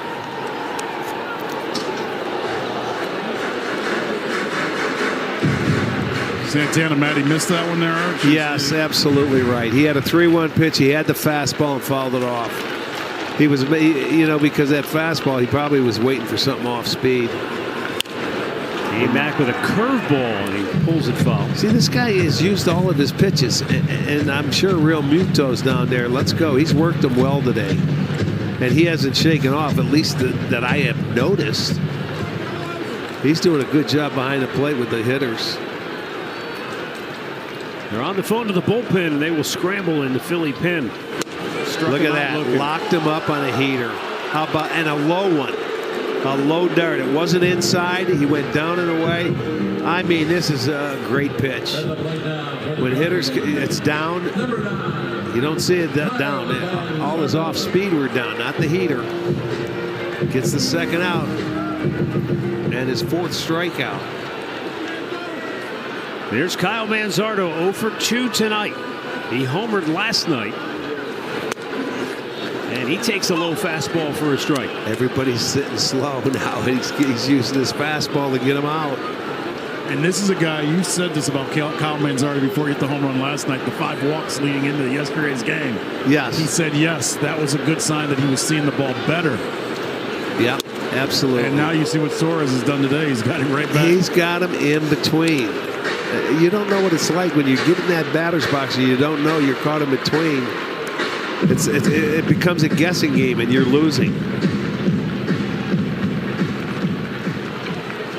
They have a game plan going against every starting pitcher every day. But sometimes you have to make an adjustment, and today's the adjustment you got to make. Stay on it. Oh, there it is. Santana was running the throw it to Harper. His throw down to second in time, and he's called safe. He said they're going to challenge. He wants them to challenge it. Turner was walking off the field. Yeah, that's because how confident he is. Yeah, he was behind the play. The umpire was on the inside part of the infield, so they're going to. Here's a second look on the he gets wire picked, cam. and and they had a feeling he was going to run, and he called him safe. Now look where the umpire is. See, can he see him once he gets gone? Second base. The hand's in there. Does he come off the base? There, he might be off the base there. That may be tough though. And watch the leg. Did he touch the leg there before that? On. No, there. He's safe. His leg is on it, I think, Arch. We'll see. Yeah, we'll see. Well, the good thing is he was called safe. Right.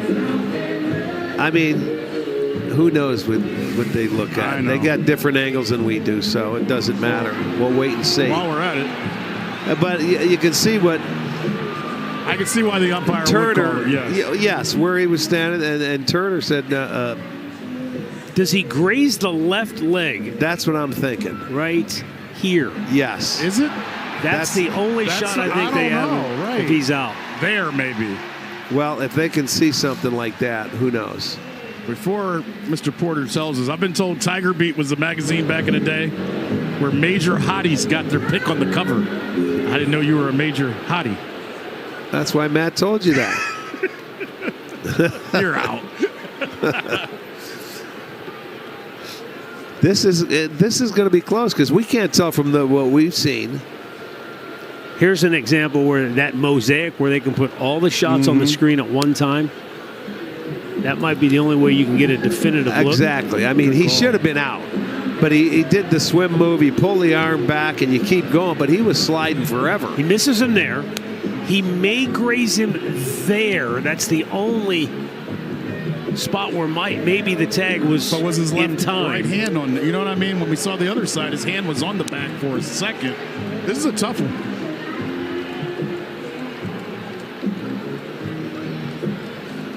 I get a kick out of everyone after they're sitting waiting and they're looking at the players are talking about this. They're talking about something else. They've had to play the song they've had to play the song twice. Tell me something good. Well, you know, it's going to be it's a tough one to call when it's taken this long. Big part of the game, man. It's a 1-0 game. If he's out, then the inning's over. If he's safe, then you've got the tying run in scoring position. I think the longer this goes, the call's going to stand. Well, that's what I'm saying. He was safe, and I agree with you there. Certainly nothing. We're going to go to a commercial break from the commercial break. Look at Suarez. He's like, come on, man. Just I mean, that's one person that could hurt. Nothing clear and convincing. After review, the call on the field stands. Runner is safe. Philadelphia loses their count. That's a great slide. That's all I can say. So the pitching coach has sat out there for a while waiting for this to go settle down. In the middle of a count? Yeah. Well, I mean, he could have thrown, if he wanted to while they were sitting and waiting. He did not. Well, there's no way they could call him out because Jose has never been thrown out twice in the same game. Never? Nope. Wow. All right, while they talk it over, let's get a word here from Cleveland Clinic. When you make complexities your specialties, you redefine what's possible. For every care in the world, Cleveland Clinic.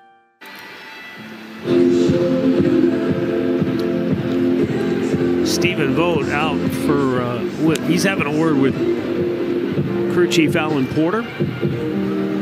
Well, that was it was a long review. And then we get a pitcher's visit by the pitching coach. And after all that, there's still 2 down and an 0-2 count on Manzardo. That's what I'm saying. 0-2 count, and Suarez was just saying, okay, I just want to get back into doing what I'm doing. Because he's going to be done after this anyway, I would think. Look at that. Struck Throws him the out. hook. Finishes with his 5th strikeout. And through 7, it remains 1-0 Philadelphia.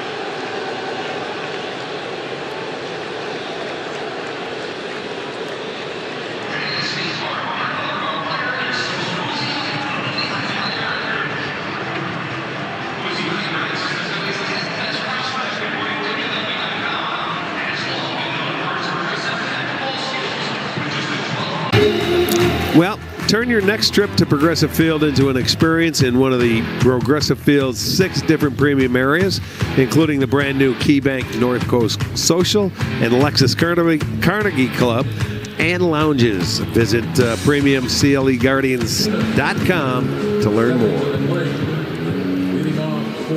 Cleveland Clinic call to the bullpen has been made for Jacob Junis. Tanner Bybee went 7 innings, allowing a run on 5 hits, did not walk a batter, and struck out 3. Junis with a first pitch breaking ball in there for strike 1 to Edmundo Sosa, who is 0 for 2 on the night. Breaking ball over for a strike.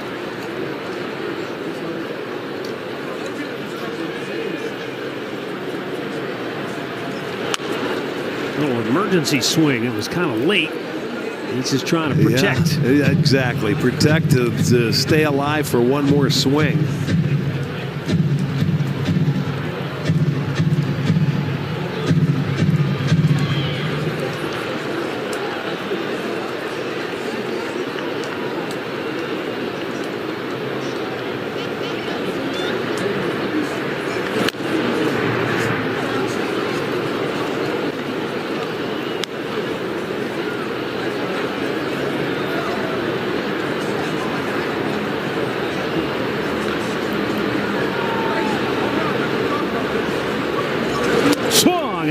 He went fishing and came up empty. 1 down. Well, he figured he's following these pitches. There are a few hitches off the plate. Let me try and throw it about a foot off the plate, and he went after it. Maybe more than that. Philadelphia leadoff hitter, second baseman Bryson Stott.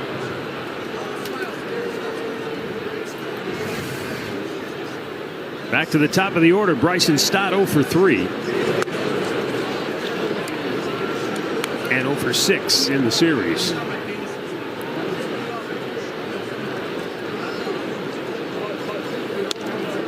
Wow, he didn't give him time out. And he called it a strike. We have seen he was already winding up. And you know what though? But we have seen in this last week a couple of times where the umpire's given that hitter timeout. Late. Yeah, correct. One of the last moments as a manager of the Pirates, Derek Shelton got thrown out of a game because Skeens was on the mound earlier this week and they called a timeout late and he lost it. So you're right, it has been happening more and more recently. We've seen it a couple times recently, and I like to see it where they didn't give it to him. Absolutely. I mean, it's not like it was a strike 3 call, but it's still frustrating. He was already in his motion. I know. Trey Turner 1 for 3, singled and scored in the 4th. It's the only run of this game, and he just lined one into left field. So Trey Turner has 2 hits tonight and 4 hits in the series. And we'll get a word here from Rally House.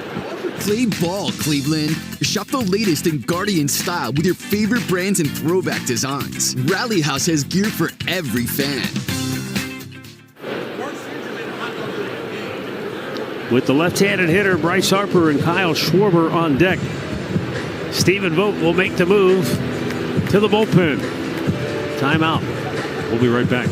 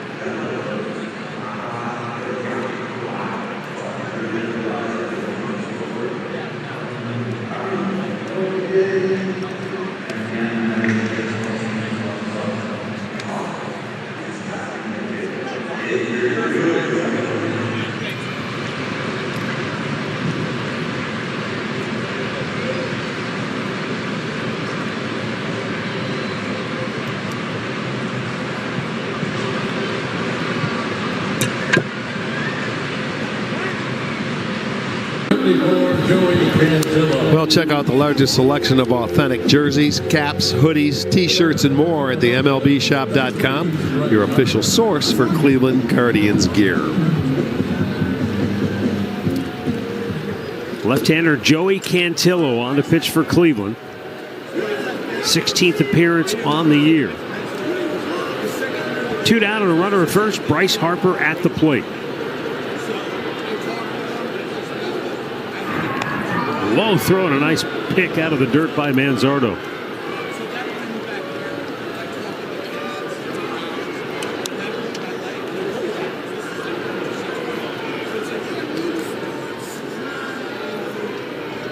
Left-handed hitters 5 for 21 against Cantillo.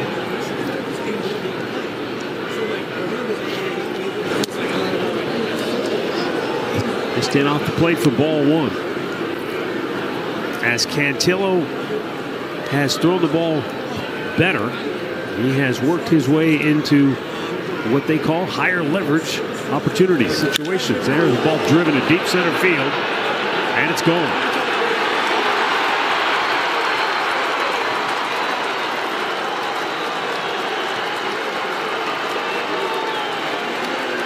Bryce Harper showing signs that his slump may be coming to an end. He doubled in the 4th. He lined out sharply to left in the 6th. And now he hits a 2-run homer here in the 8th to make it 3-0 Phillies. It's our Union Home Mortgage play of the game. It's a fastball, and he didn't miss it. No, and you see how Hedges had to reach across the plate. He started him off curveball, missed inside. He threw him a fastball. That was pretty much middle of the plate to middle in, and he just crushed it. That'll be his 7th homer. And boy, that just that was a damper on it, man. Yeah, only 1 home run in his previous 16 games for Bryce Harper. And as I said last night, his manager, Rob Thompson, said, yeah, there's not a lot of slug there right now. But he has returned here tonight with a double and a home run.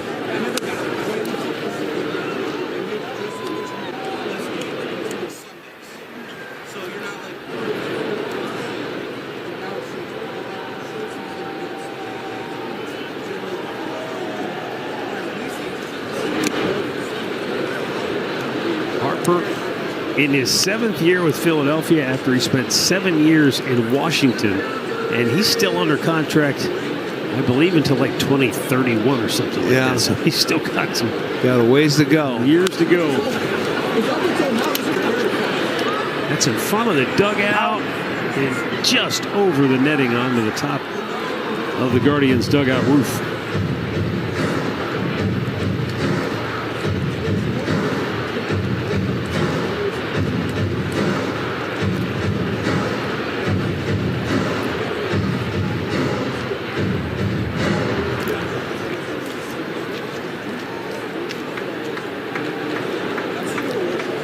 Schwarber knocked in a run with a single in the fourth.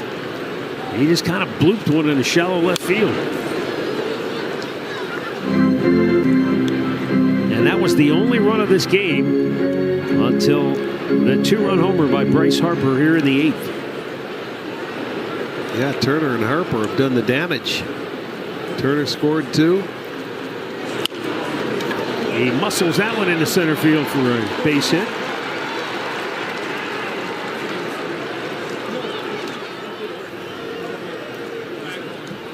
This is the second hit now for Schwarber, and he got jammed on it, but muscles it into center field. How many teams do you see that are willing to be in the middle of the lineup to have back-to-back lefties? But these two aren't normal lefties, right? Especially when we talk about Schwarber going to hit 300 against lefties last year. They're not afraid to let their lefties face lefties, and you can't blame them. Now Castellanos trying to bloop one in, and he will.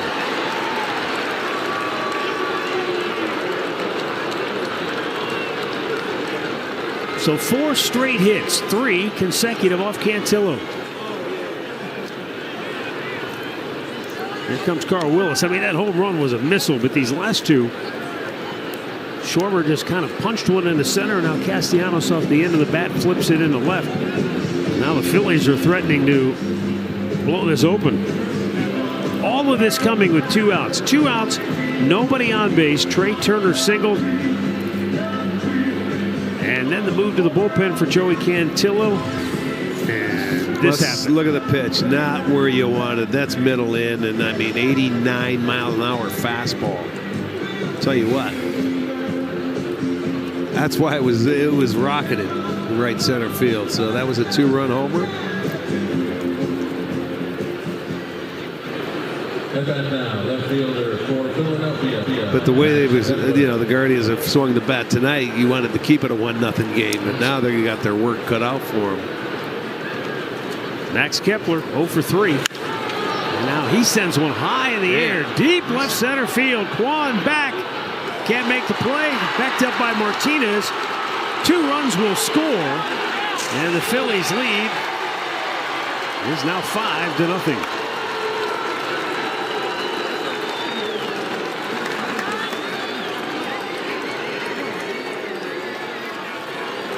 They put together a big inning. You see what happens after that pressure was lifted off them? Harper's home run, they just relaxed. It's very similar to the Harper at bat, that pitch. I was curious to see how hard that one was thrown. They wanted it away, but it leaked back right into his happy place. That one was 90 miles an hour, 89, 90. That's it. And back to the plate, JT Realmuto, who singled last inning. He is the 8th man to bat in the inning.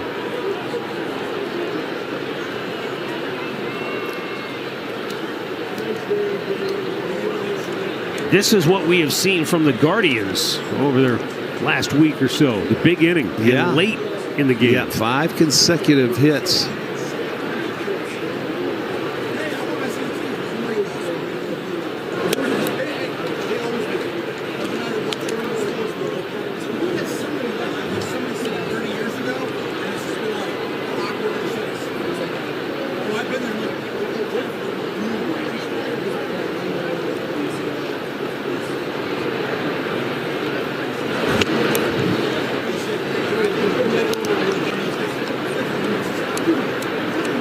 In 18 innings this year, Joey Cantillo had given up a total of 14 hits. So to see him come into a game and give up 4 straight hits without retiring a batter.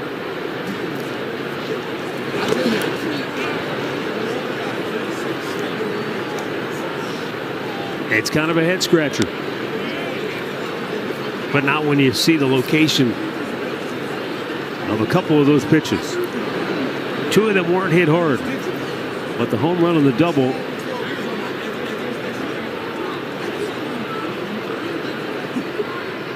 They were squared up.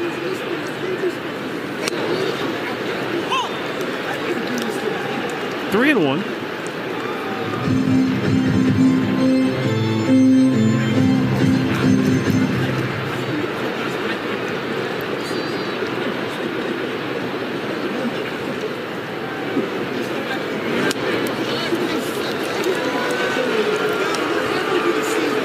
So the walk. This has been one long inning for Cantillo, and it's a lonely place out there when you're struggling to throw strikes and get outs. He only needed one to get out of the inning.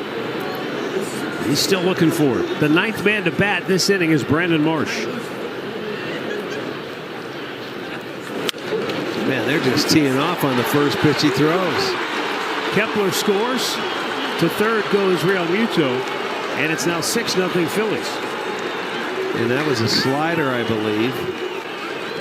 He tried something off speed, and they just continue. The left-handers have just dominated this inning. Slider away. It's almost like they know what's coming. So that single will drive in a pair.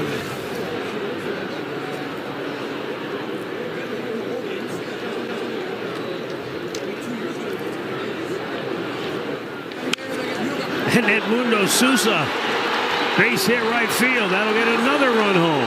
All the way to third goes Marsh.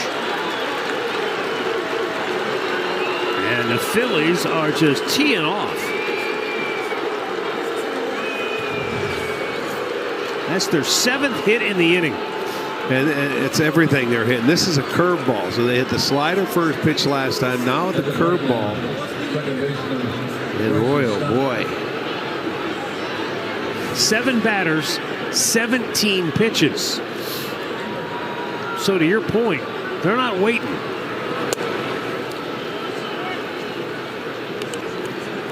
The only guy that saw pitches in this whole inning was Real Muto, who walked. Yeah, right. That was the walk. He was down 3-0, and he ended up walking after he threw one strike.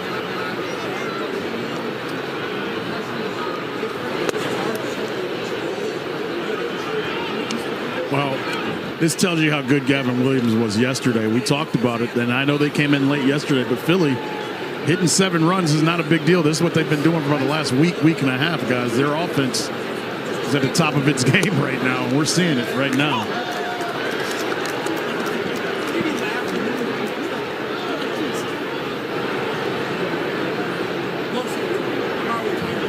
You don't see many 7-run rallies start with 2 outs and nobody on base. No, you don't. No, you exactly. They have 12 hits. This was a 1-0 game. But Matt, you said it. This is very reminiscent of what we see. What we've watched the Guardians do. They smell blood, and good teams do what? They smell it and they jump you.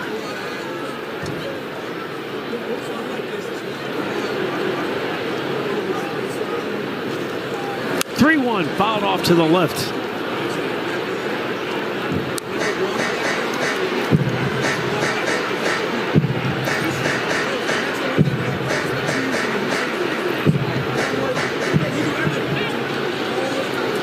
Bryson Stott 0 for 4 tonight. He grounded out. He made the second out of this inning.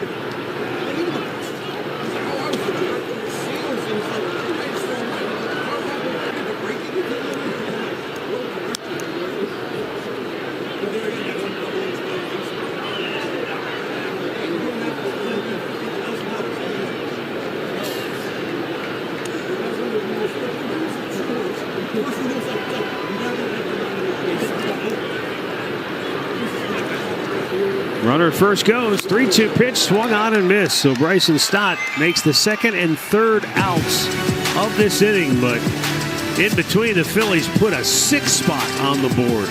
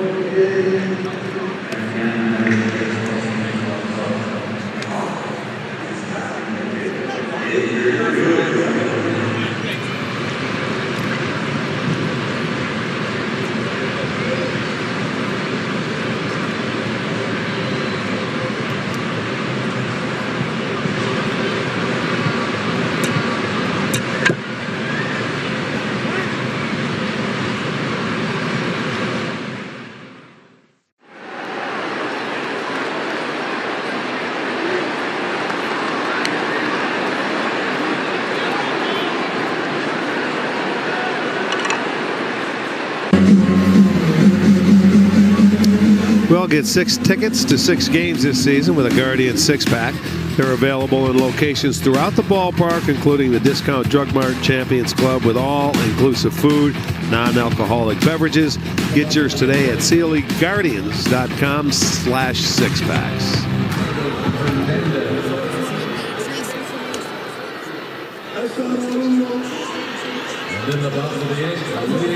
Ranger Suarez will give way to Carlos Hernandez to come on here in the 8th inning.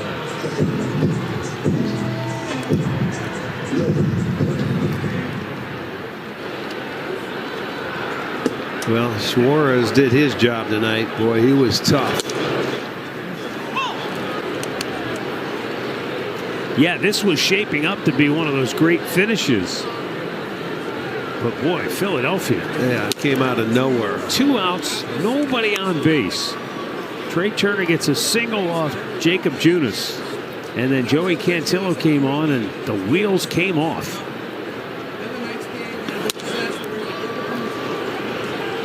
Philly scoring 6 times on 7 hits in the 8th inning. Bryce Harper a 2-run homer. Max Kepler a 2-run double. John Kenzie Noel fouls a fastball straight back. Sellout crowd of 34,782 looking on in somewhat stunned silence. Some of them have already called it a night. Well, the sun hasn't even gone down yet. Yeah, I guarantee they wouldn't have left if it was 1-0. Oh no! Yeah, that takes a little the steam out of the crowd. It sure does. Noel fouls that back.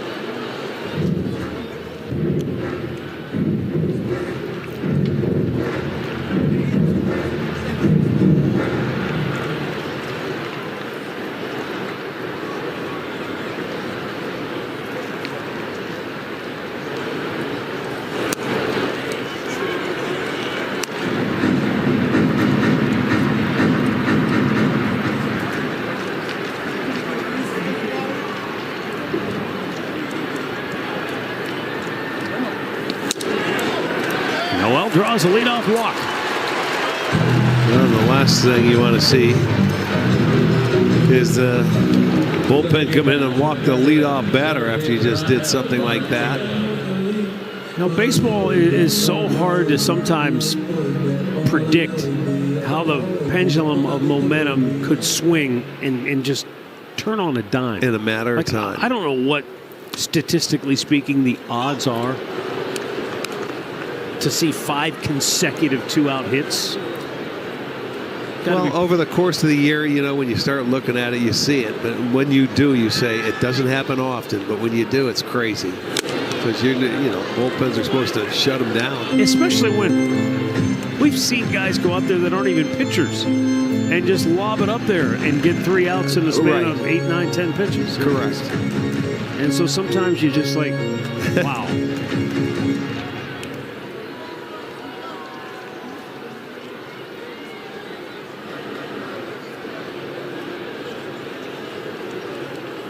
Yeah, if you're the Phillies, you feel good. If you're the Guardians, it puts a damper on it. That ball game, it was so good for so long. Yeah. And all of a sudden, you lost control of the whole ball game in a matter of seconds, or minutes, I should say.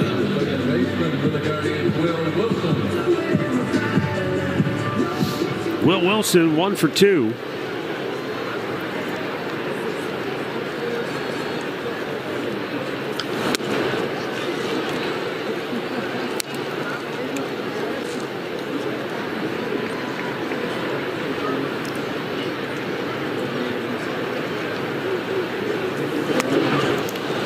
It's also why you know this game too, even though it feels like, well, it's over, right? 7-0. They just, but it's not over because what you just saw could also happen for you. If you see that twice in one game, in the 8th and 9th inning, I want to know how many times that happens. Statistically, right?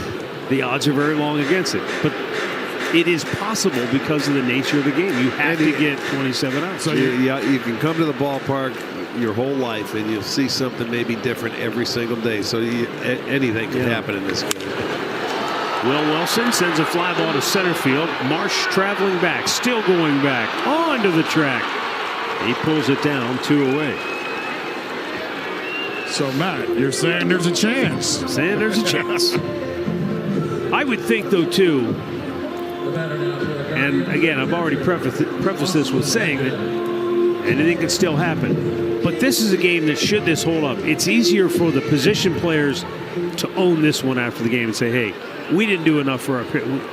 Tanner Bybee gave us a chance to win, and we didn't do anything to help. Well, this goes from a pitching matchup and a great pitch game by both starters. And Bybee's going to get the loss because he gave up 1 run, to a blowout. And that normally doesn't happen, especially late in the game, especially how you play at home. It's just one of those games that happens.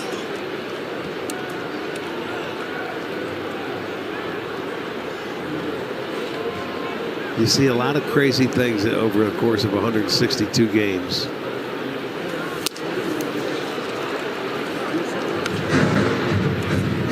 And there's also the double sting for the players. You love to play in front of your home crowd when they turn out like this. Sure you do. There's an extra energy. You're juiced up to go.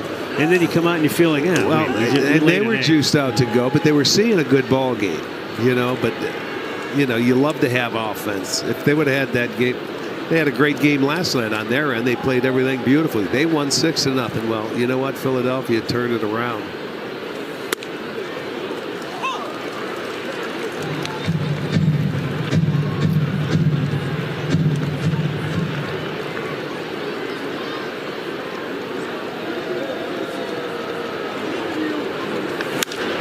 Austin Hedges lifts one in the air, left field, moving over Kepler. Makes the catch. And we'll go to the ninth. 7-0 Philly.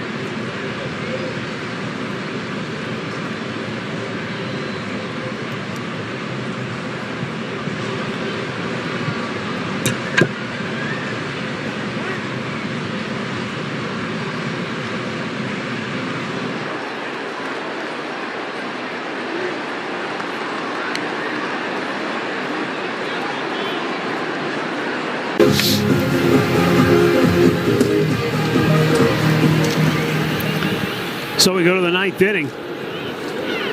And Trey Turner will lead it off. He is 2 for 4 tonight, 2 runs scored, 4 for 8 in the series.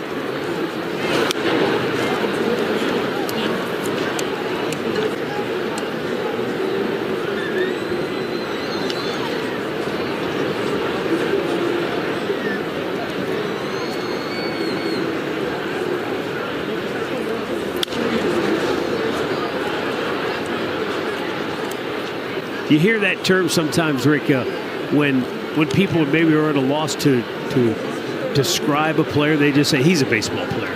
And I think about that with Trey Turner. I think if you threw a bunch of guys out on the field and had them just going through drills. Yeah. He's 6'1", he's not even 200 pounds. He's kind of wiry looking.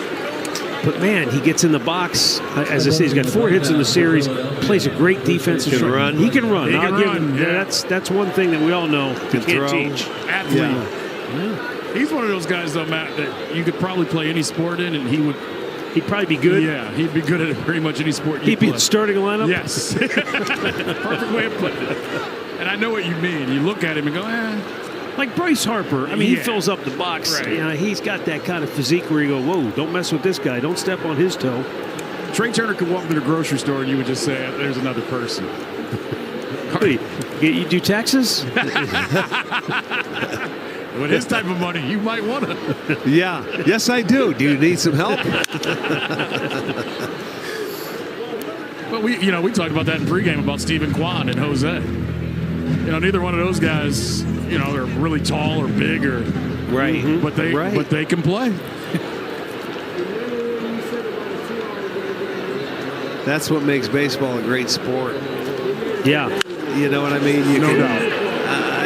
The other sports, you got to be sort of bad break by Angel. He broke back or just kind of didn't get a good read. It was off the end of the bat. And when Harper swings, the way he swung it tonight. Everybody thinks you're going to hit it hard. Yeah. And you're playing way back. Absolutely. You know what? Hey, that's all part of the problem. He only broke back a little bit until he read it. But you know what? That's a base hit. You got to play him deep. That's all part of the learning process out there. He's not a center fielder. You're going to learn. He learned today. He had to dive for a ball. He didn't have to dive for a ball, and he took one in the jaw because of it. That's the baseball god saying, don't dive if you don't have to. Well, I was going to say, we may mark this down as just another game. He's going to remember this game for a while. Right, but I'm saying that's something, yes. You see, we look at it as a game. Wins, loses, take all the players out of play. But there's things you learn every single day for every game for most every player. The bigger scheme, and you got to take something positive out of a game that, even if you lose. If you win, sure, a lot of mistakes are forgotten about because you come off the field. Well, you got to address those mistakes, I think, when you win, because that's when you can listen to it or hear it. When you lose, you don't want to hear anything. But you got to reminisce, or you got to just sit back and just think about what happened and what you could have done to be better in that game so you didn't lose. That guy will go over it and over it and over it and over it in his head for hours after the game. Oh, yeah. Absolutely. Swing and a miss. Schwarber strikes out. Art, you just hit on something that I think most people don't understand, but I know you do. You probably learn more in your losses than your wins. You should. But it hurts. No, it doesn't hurt. Okay. Yeah, I mean, that's how you get better. You learn from losing. Because you know what? You hate it, and I don't want to lose again. You figure out a way to win. No doubt. I mean, that makes you a better person. You've got to learn how to lose before you can win. We had Coco Crisp on earlier tonight, and he was talking about how he did, I don't know if it was karate or taekwondo, it was one of the martial arts. He was really good, but he told me, this is years ago, he told me once, he said, I can tell you every loss I had, there weren't that many. I don't remember a lot of the wins, but I can tell you every time I lost. Right. Because that's how you build. That's how you get better. Hey, man, keep talking, Arch. We may have to start writing down some of your sayings again. You just had something we should put on a T-shirt, man. See, you're trying to make money off it. You got to. Let's make lots of money. Well, that's for another night. Okay. But you're right, though. I think people should hear that. You do sometimes need to lose a little bit to learn what's really going on. That's how you learn at this level. Why do you think it takes kids that long to learn? develop. They don't develop down in the minor leagues like they do up here. Here, everything's magnified. Everything you do, I mean, you have to answer for it. What were you thinking? What was going on? There's coaching here. But the developing is over because you're trying to win every night here. And this is where everything stands out. So if you have a night, all right, Cantillo went out, stunk tonight. Okay? He's got to live with that. But he's got to learn from that to get better for the next time he goes out there in a situation like he just gave up 6 runs or 5 runs or whatever it was. That's how you learn in this game. And you know what? Your teammates aren't mad at you. They're behind you. They want to do the same thing. They're with you. So you got to sit down, you got to talk about it, you got to air it out. And when I always felt when you leave the clubhouse or you leave what you're doing, you leave it there, go home to your family, and you enjoy what you're doing and come back ready to go the next day. Matt, or don't leave the clubhouse. But Matt said something. You know, as we go through this, the hitters are all going to go, they're not going to be happy either. Because they're going to go, how did we let that guy not let us score for 6 innings? Well, sometimes you tip your cap. The guy pitched great. Arias throws out Castellanos. I would much rather lose 1-0 than 7-0. I agree with you there.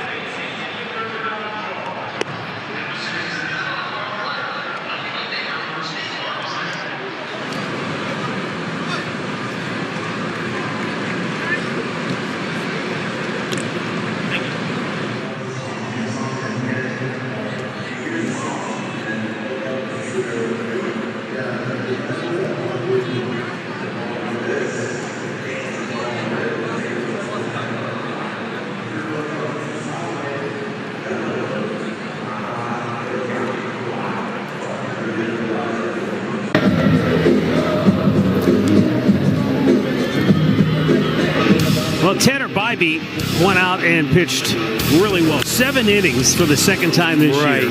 1 run allowed, 5 hits, did not walk a batter, struck out 3. He was efficient, really worked hard to get through those 7 innings and just did a marvelous job. And not lost on this because he was terrific. He gave his team a chance to win. That's his job. He had 10 outs, 3 pitches or less, 7 innings, 5 hits. You know, congrats. He's not going to feel good because you know what? He's going to take the loss on this whole situation. But he pitched great, and he gave his team a chance to win. And that's all you can ask. Joe Ross on to pitch tonight. Stephen Kwan takes a fastball, called a strike. Not a strike, but called one. Kwan 0 for 3 tonight.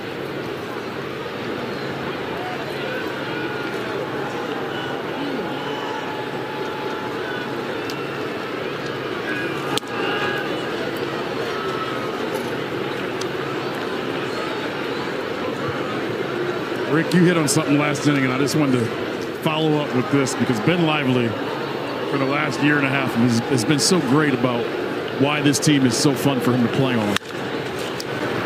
And he always says, we play so we can go in our clubhouse and play the music. When the music is playing, that means we've won, we celebrate. When we lose, it's quiet. And he goes, and you know you have to reflect on a bad day. Yeah. And he goes, and that's our motivation. When we go out in the field, we want to come back in and have the music playing because we know if it's not playing, we didn't do our job today. Well, yeah, true. But it's not life or death. You come back and you reflect on what you could have done to make it a better day and where the music should have been playing. And if everybody does that collectively, it's a pretty good job. And like you said, they flush it when they walk out, whether it's quiet or the music is playing. You have to do that. Let go. That's why baseball, boy, you just move on. Short memories.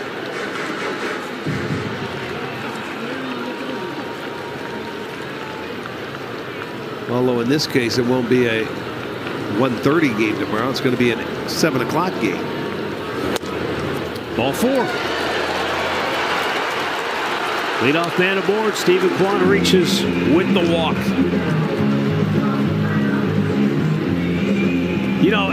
You said something, though, that kind of stayed with me as we were going to break there. You said, you'd rather lose a game 1-0 than end up losing in blowout fashion. And I remember when I was a kid, and I'm sure a lot of people can relate to this because we all played maybe Little League or something. Little League, I remember my dad was a coach. I was at third base last game of the season, tying run, last at bat. We didn't get the hit, didn't get home. I stranded at third base. Our season ended. And it was one of those just soul-crushing kind of defeats when you're 12 years old. And I remember my dad saying to try and, make you feel better. Sometimes it's better you just get blown out, like you didn't even have a chance. At times than to lose like that. And I believed that for a long time. But as I've gotten older, I'm with you. I would rather know I was in the fight. As hard as it is to lose a game like that, as painful as those World Series and postseason losses were, to be that close, to know you were in the fight to the end, it means more. It hurts a heck of a lot more. Yeah. But boy, I don't think there's anything redeeming or fun about getting your doors blown off. That's why I say it's a cruel game. Yeah. Yes, it is. It teaches you a lot. And by the way, for all that have been watching all night, it's happy 57th birthday, Matt. Nobody's watching anymore. Thanks for bringing it up now. Well, speaking of your dad, he brought you the ketchup, brother. He started it. It's your fault, Dad. I just want to clear it up. I had to mess with you a little. 5-7. Why didn't you wait till there were 2 outs? I was waiting for 2 strikes. 2 outs. Come on, you do everything with 2 outs. I told Murph earlier, I go, you'd think I'd look at the count before I say open me up. Here's the 1-2 to Murph sleeping. He left. Arias. And a ground ball to Stott. He goes to Turner for 1, but that backhanded shovel gave him no shot at turning a double play. 1 down in the 9th.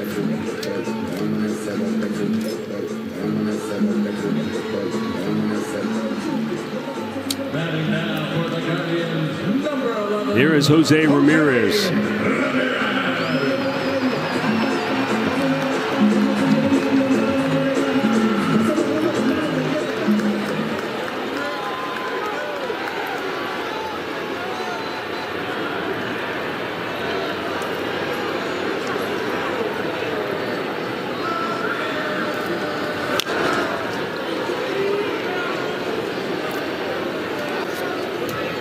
I'm also seeing Arch didn't make it on Tiger Beat, but he did make it to a magazine called Sports Beat. Back on July 16th, 1977. Where was that? In Niagara Falls? Hey, people are watching, man. I usually see the information I get thrown to me. Sports Beat. Sports Beat. He made it, not Tiger Beat, but Sports Beat. Thank you, Marianne. I love it. I made TV Guide here. We're back to TV Guide talk.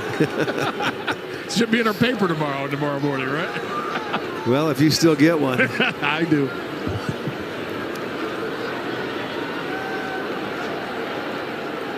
The 1-1. Fortunately, it was a 6-run 8th inning, not a 6-run first inning, or we'd be talking about the World Series of rock. This game was going. We still had the sun out before that big inning.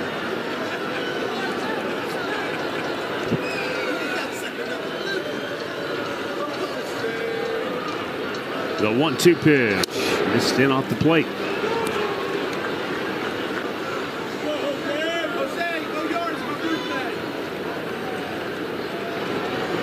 Jose homered last night, giving him 6 on the year.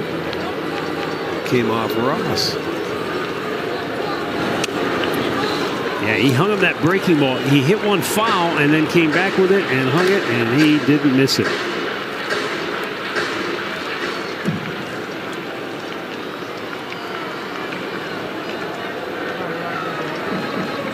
Three-two count.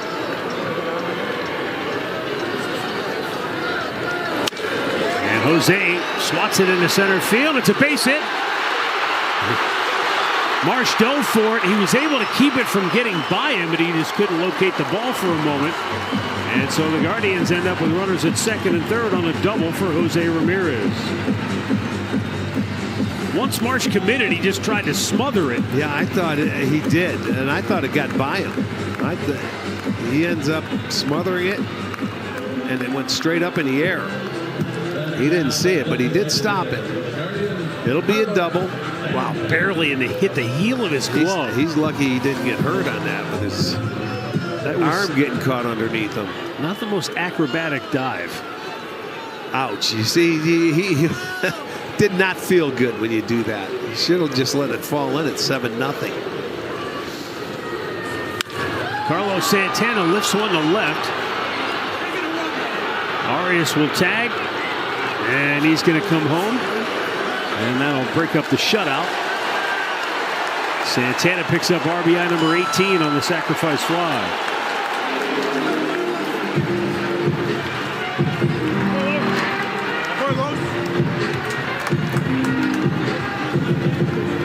And that'll bring up Kyle Manzardo with 2 down. Manzardo 0 for 3 after he was 2 for 4 last night with a home run.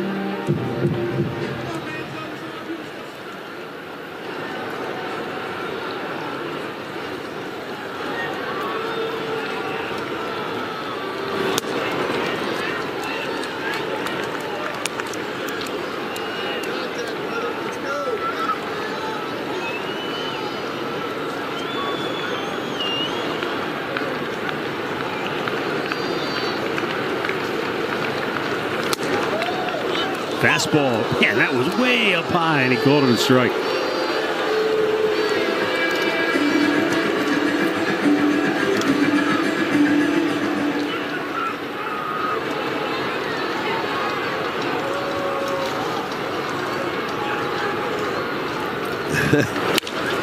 Driven to right field. Castellanos makes the catch.